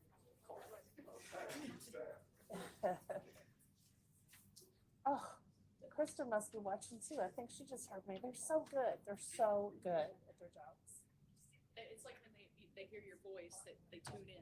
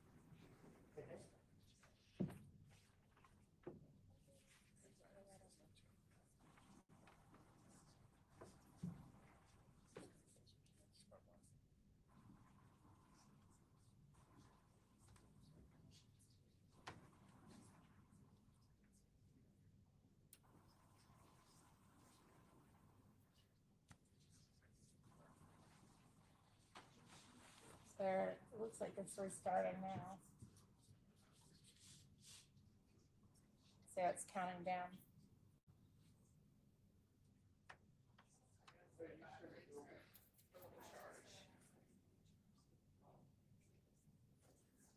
Well,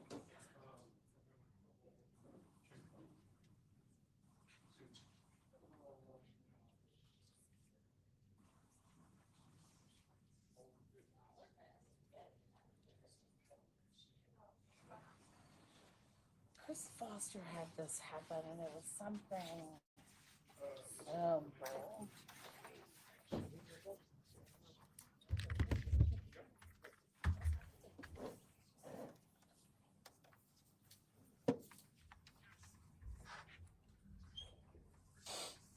if you can A1 to the screens, you're taking from the PC to A1, yes.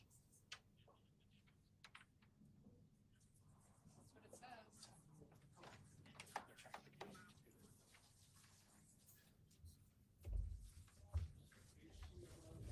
Uh-huh. Table 1A. And then the screen box, whichever one you put on top.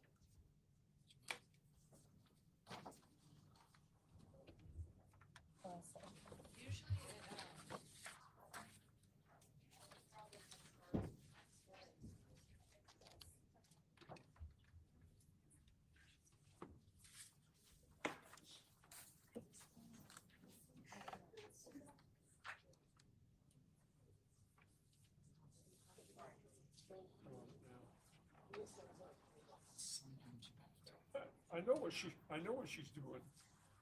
Yeah, tell them it's, nothing's coming up for well table 1.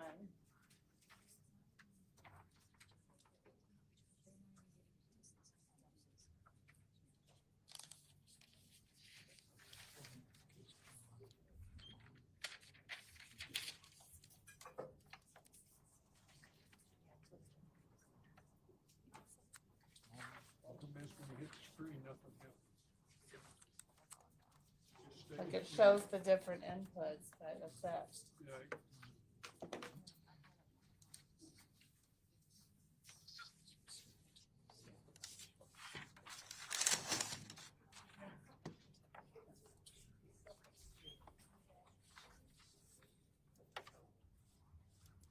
Okay, you're on speaker, Bob. Hey, has never been used on the system before, that their computer in their settings, they need to go in there in the management and hit both. Should be, if normally my computer's on internal, but they need both the internal and external for it to come out to the system. were you able to hear that? Okay, let's tell that to the Commonwealth.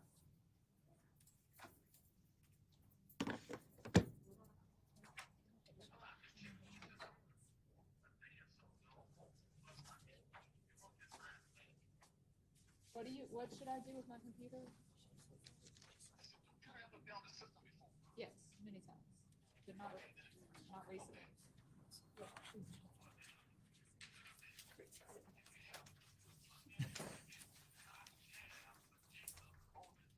Yeah.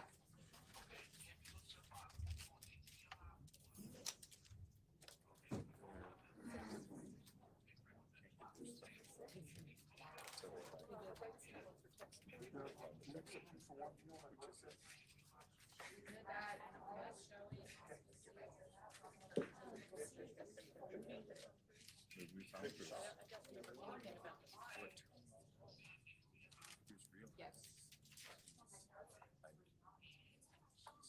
Yeah, no time to go.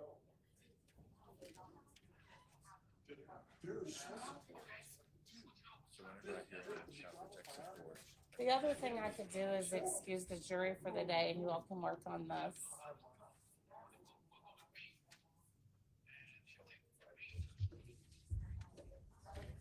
We're pretty ahead of schedule. I'll do the other two. Oh, this week, okay. Got it.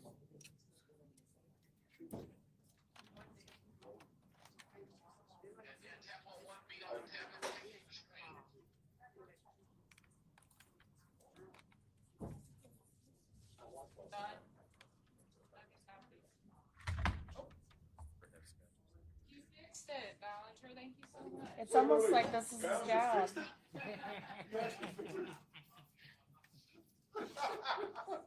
We love you, Ballinger, thank you. Okay, my judge loves you, Bob. That's the Reverend Bob. Okay. All right, see you in the morning. All right. Go ahead and bring the jury back in too. We can bring everybody back in. Great White North, man.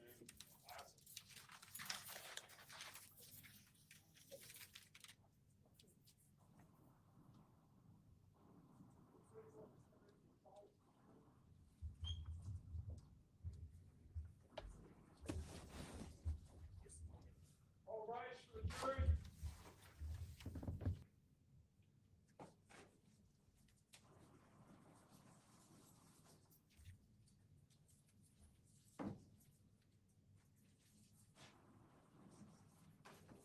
All 15 jurors are present, Your Honor. All right, thank you. So we need to report anything? Great.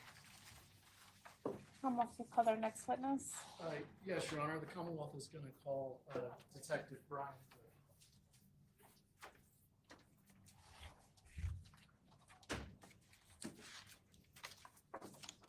Good afternoon, Detective. Good afternoon. If I could have you raise your right hand, please. Swear to tell the truth and the whole truth. Thank you.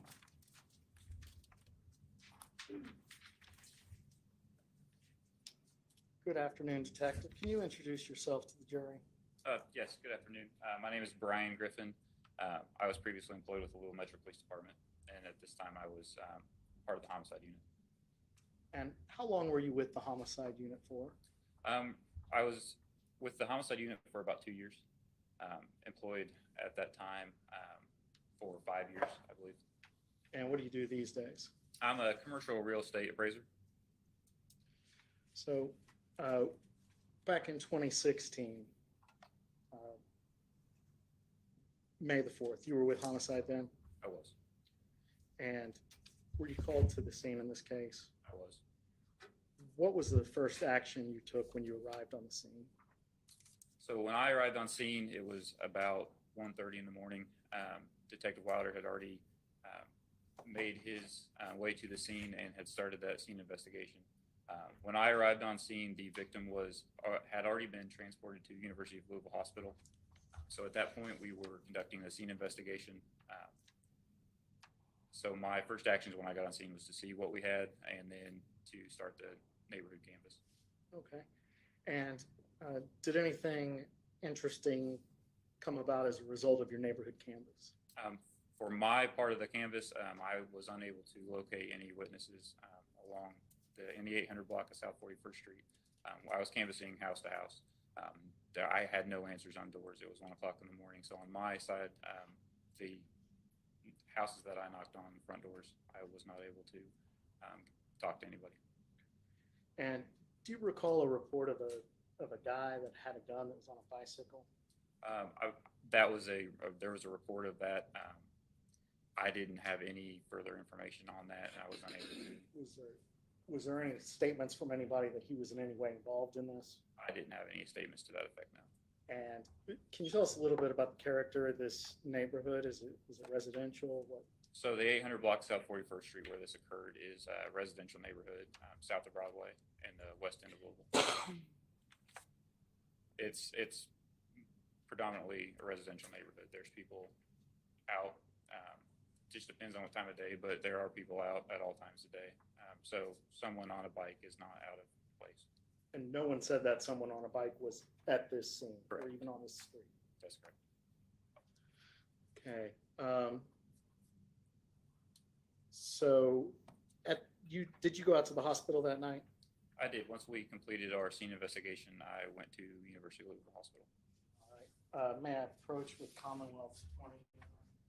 May. You'll see this. No objection, Judge. Thank you. Is this photograph familiar to you? Yes. What is this photograph of? This is a picture of the victim at University of Louisville Hospital. What's the number on it? That's Commonwealth 20.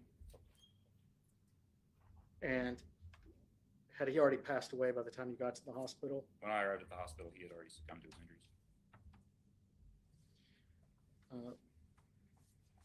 What did you do after that? Did you do anything else with respect to the scene? When I went to university, we had concluded the scene investigation. It was in the middle of the street and on South 41st Street. So we concluded that scene investigation. Then I went to the hospital I believe it was Detective Baker that went to the hospital first. So we kind of split duties while people are investigating the scene.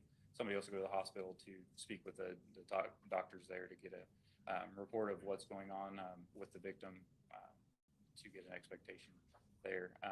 So as soon as I was done with the scene investigation, I went to University of Louisville Hospital to talk to the doctors there to determine time of death and the injuries that had occurred.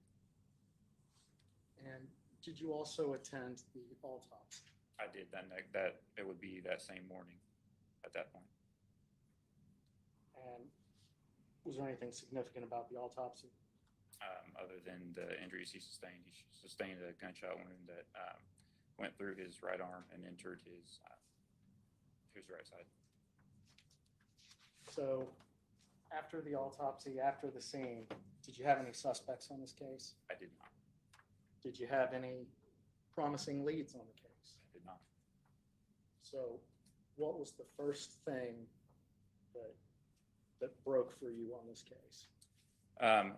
I believe, and I would have to look at the exact dates, roughly 2 weeks later, I received a call. I was off at the time that there was there were interviews taking place, that the individuals that were being interviewed had information on my case. And who was that call from? I believe it was it was one of the detectives in the homicide unit, but I can't remember who exactly called me.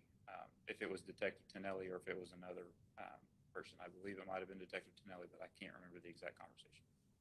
And as a result of this phone conversation with Tonelli, what was the next step that you were able to take on your case?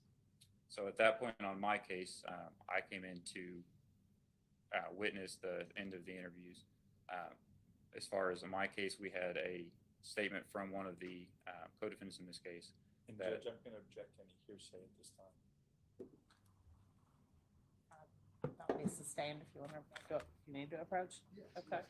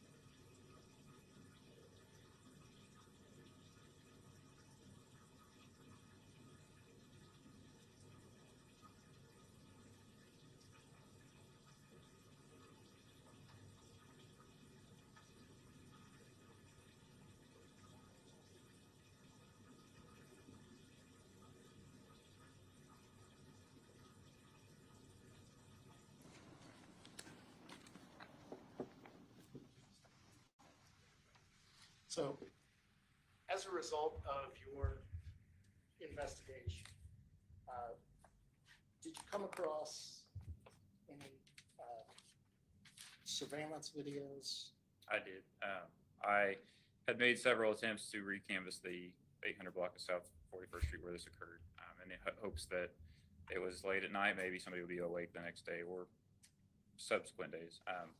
I had the chance to go to, I believe it was 823 South 41st Street, where I obtained some video, surveillance video pointing out the front of the house towards the street.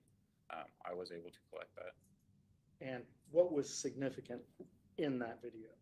That video, it faces the street. It does not capture where the victim was located ultimately. However, it does show the victim walking down the street right around the time of the incident, and then it shows two vehicles that are coming up the street. They would be driving northbound prior to that, right after he walked by. All right, and you've seen this video before. I have. It fairly inaccurately represents the video you recovered. Your Honor, the Commonwealth would move to admit and publish Commonwealth Exhibit 21. No objection. All right, admitted, and you may publish.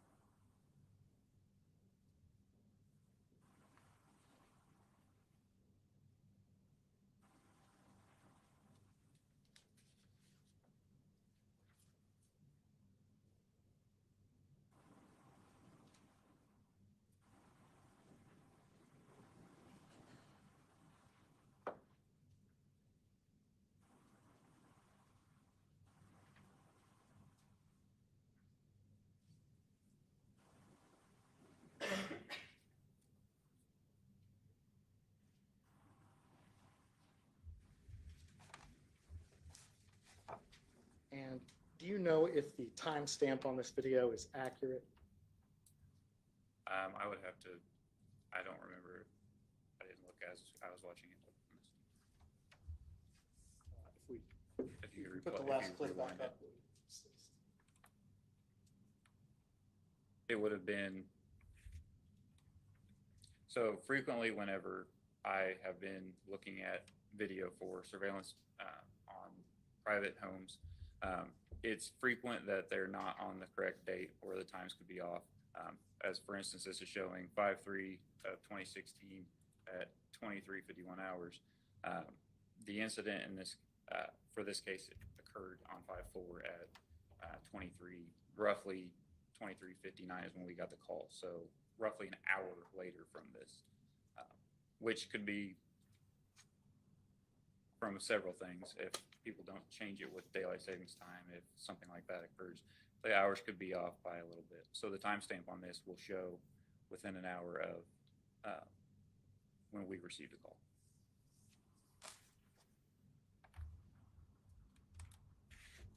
No further questions. Cross-examination?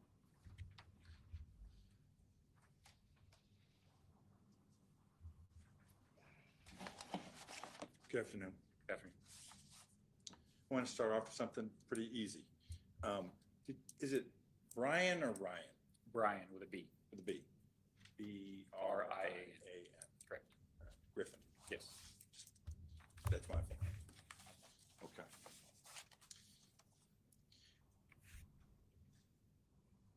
You were lead detective on this case?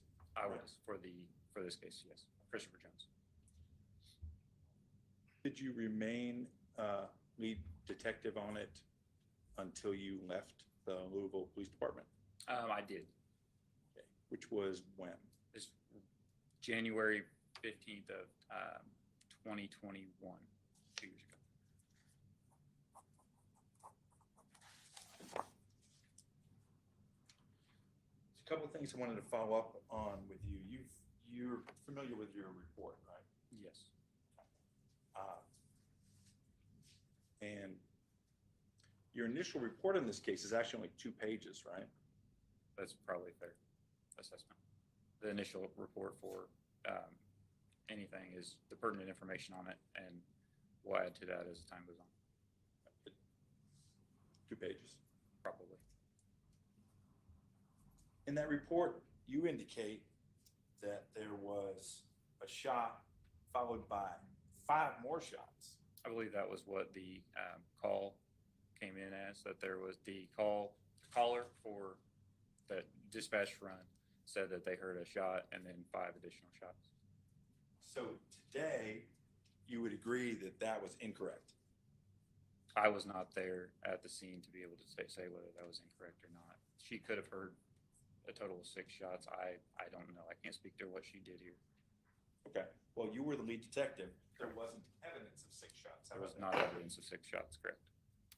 Nonetheless, your report indicates 1 + 5, right? That was the initial call, yes, from the Well, call taker. but you don't have, you have the ability with, I know those reports are done by computer, right? Correct. And you, when you figure out something's wrong, like an error, right, you can go back in and fix it, Correct. but you did not. I did not correct the initial call taker's, what she took from the person who called in. Correct. I left it as it was called in to dispatch. You didn't include a correction that says, in our investigation, we determined, in fact, it was only 1 shot. I did not, and I did not change the initial report to change it from what the call taker took as it came in to say that there was only 1 gunshot recovered or 1 shell casing recovered or 1 gunshot that was heard, because and the call came in that there was a gunshot and then she heard 5 additional. Whether it was accurate or correct, it still was something that was called into dispatch, and that's how we received the initial call. So to preserve what we received initially, that was left the same. Let's talk about this 1 shell casing. Okay. That shell casing was still present on the ground when you got to the scene? Yes. And it was collected, It was. it was tested. Yes. That's one of the routine things that lead detective does, make sure everything gets tested, right? Yes, sir. And in fact, one of the things it was tested for was fingerprints. Yeah, it was tested for fingerprints, but I'll let you ask the question. Okay, thank you. And Brice's fingerprints were not on the shell casing. No, sir. And the reason we test for fingerprints is because things like shell casings actually do take fingerprints. They do, and they often also burn off from the shot. I want to ask you about another aspect of the case. You went to the autopsy. Correct. Which was, The morning of the 4th. okay, all right. It was the same day? Yes. Okay, I wasn't By sure. the time that we finished the scene and I went to University of Louisville, it would have been about 4 or something in the morning. And then it would have gone over to the autopsy right after. Okay. And you're familiar with the contents of that report? Yes, You were present at the autopsy. I was. In addition to the injury from the bullet, the single bullet, right? There also was an injury to his head. Yes, sir. That was documented. You were able to see that, right? Yes, And that was also documented on the autopsy report I believe so. and was observed by the medical examiner. Yes.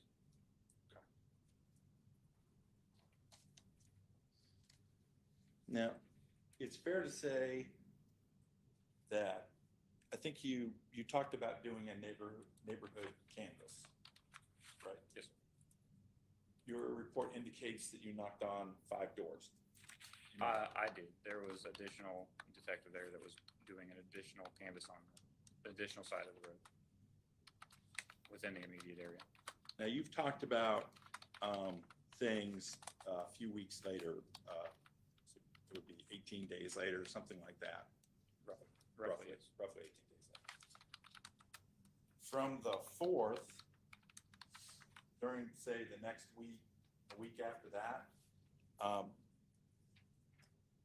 there is no indication that you did any follow-up work on this case. That's not entirely true. There was additional follow-up done. I followed up with the leads that we had. There was additional cell phone search warrant that was done for the victim's cell phone, as well as additional canvases that occurred that did not yield any results. Looking at your reports, you did, I think you said before when you were asked by the prosecution, you didn't really have any leads. They were not no, the leads on this case were not very good. You may not have recall of this next question, but I'm going to ask anyway. About how many murder cases would you say you had you were working in homicide? Correct. Were you asking that I was the lead on or that I worked on in general? That is a fair follow-up question. I meant as lead. Okay. I would have to get the exact for you. It was within around 10. Okay, and that's fine. I was looking for the ballpark. I was Yep, curious. ballpark. And then how many additional ones that you were not lead? That I was not lead that we worked on. That you were part of? Do you guys do it all by teams? It just depends on the situation. It depends on the amount of cases that are being worked at the same time, depending on the day. It varies, unfortunately. But we worked over 100 cases a year, and I was there for a couple of years. I did not work every single case, but Sure. a fair amount in some form or fashion. I think I did a bad job asking my question. I'm going to ask it better. In May In May of that year. of 2016, how many cases would you have had open either as lead or as part of a team? This would have been the only homicide that I had open as a lead. And then as part of a team? As part of a team, I would have to look. I don't have that number. Sure, I know you don't have the number, but I just meant, can you I ballpark? worked several, but I was also working non-fatal shootings as well. So I couldn't give them 7 years ago. I can't remember the exact number of cases from that Okay. one. Okay.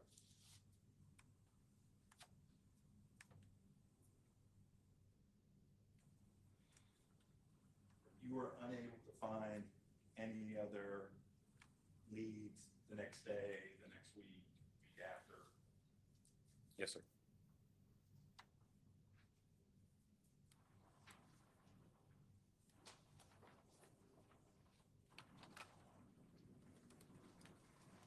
Why'd you leave the Louisville Police Department? Family reasons, sir.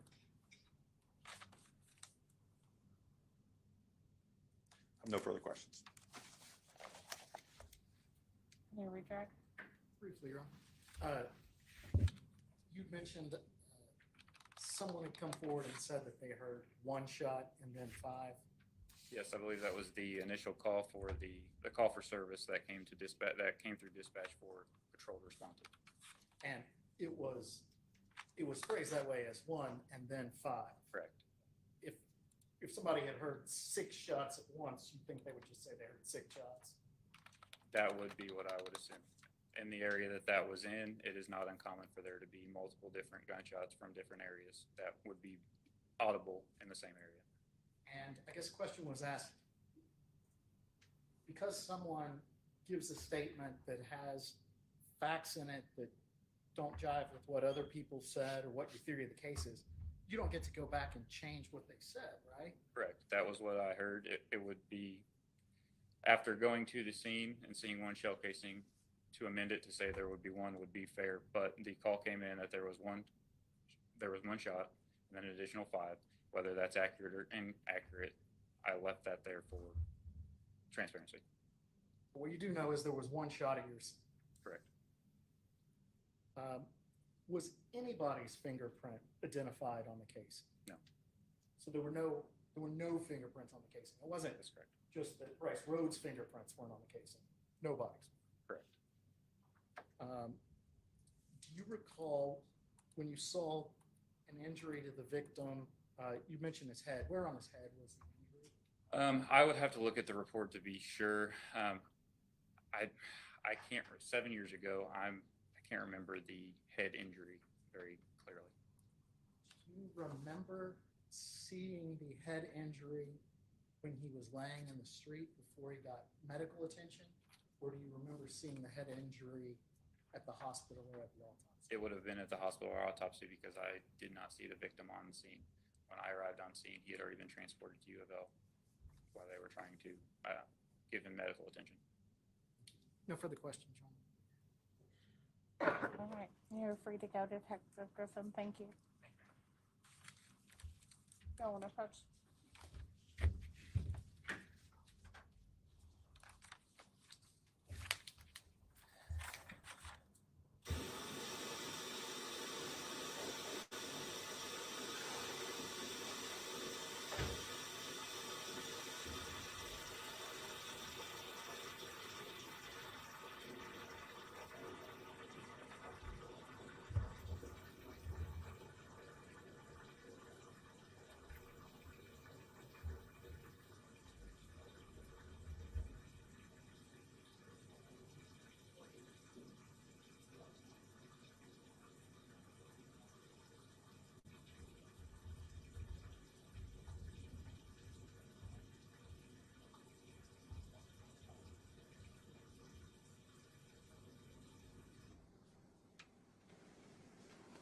All right, ladies and gentlemen, we're going to break for the evening, but I'm going to read the admonition again. Before you go, please recall my earlier order. You are not to do any research on this case or post information about this case.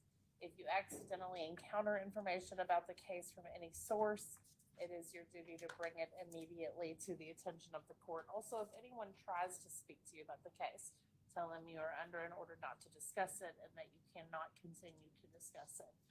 I'm going to ask you all to be back outside the courtroom tomorrow morning at 9:30 a.m. And don't forget your phones. Thank you. All rise for the jury. Oh, yes, sir. Our notes. Just leave them here. Leave them Yep, here. you can just put them face down and leave them here. Thank you. Just until she has the phone.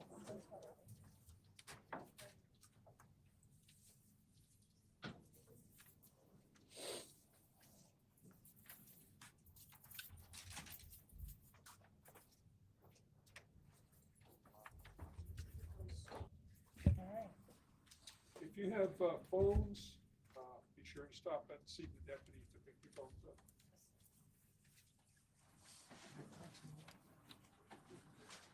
Right, is there anything we need to take up before we break for the evening?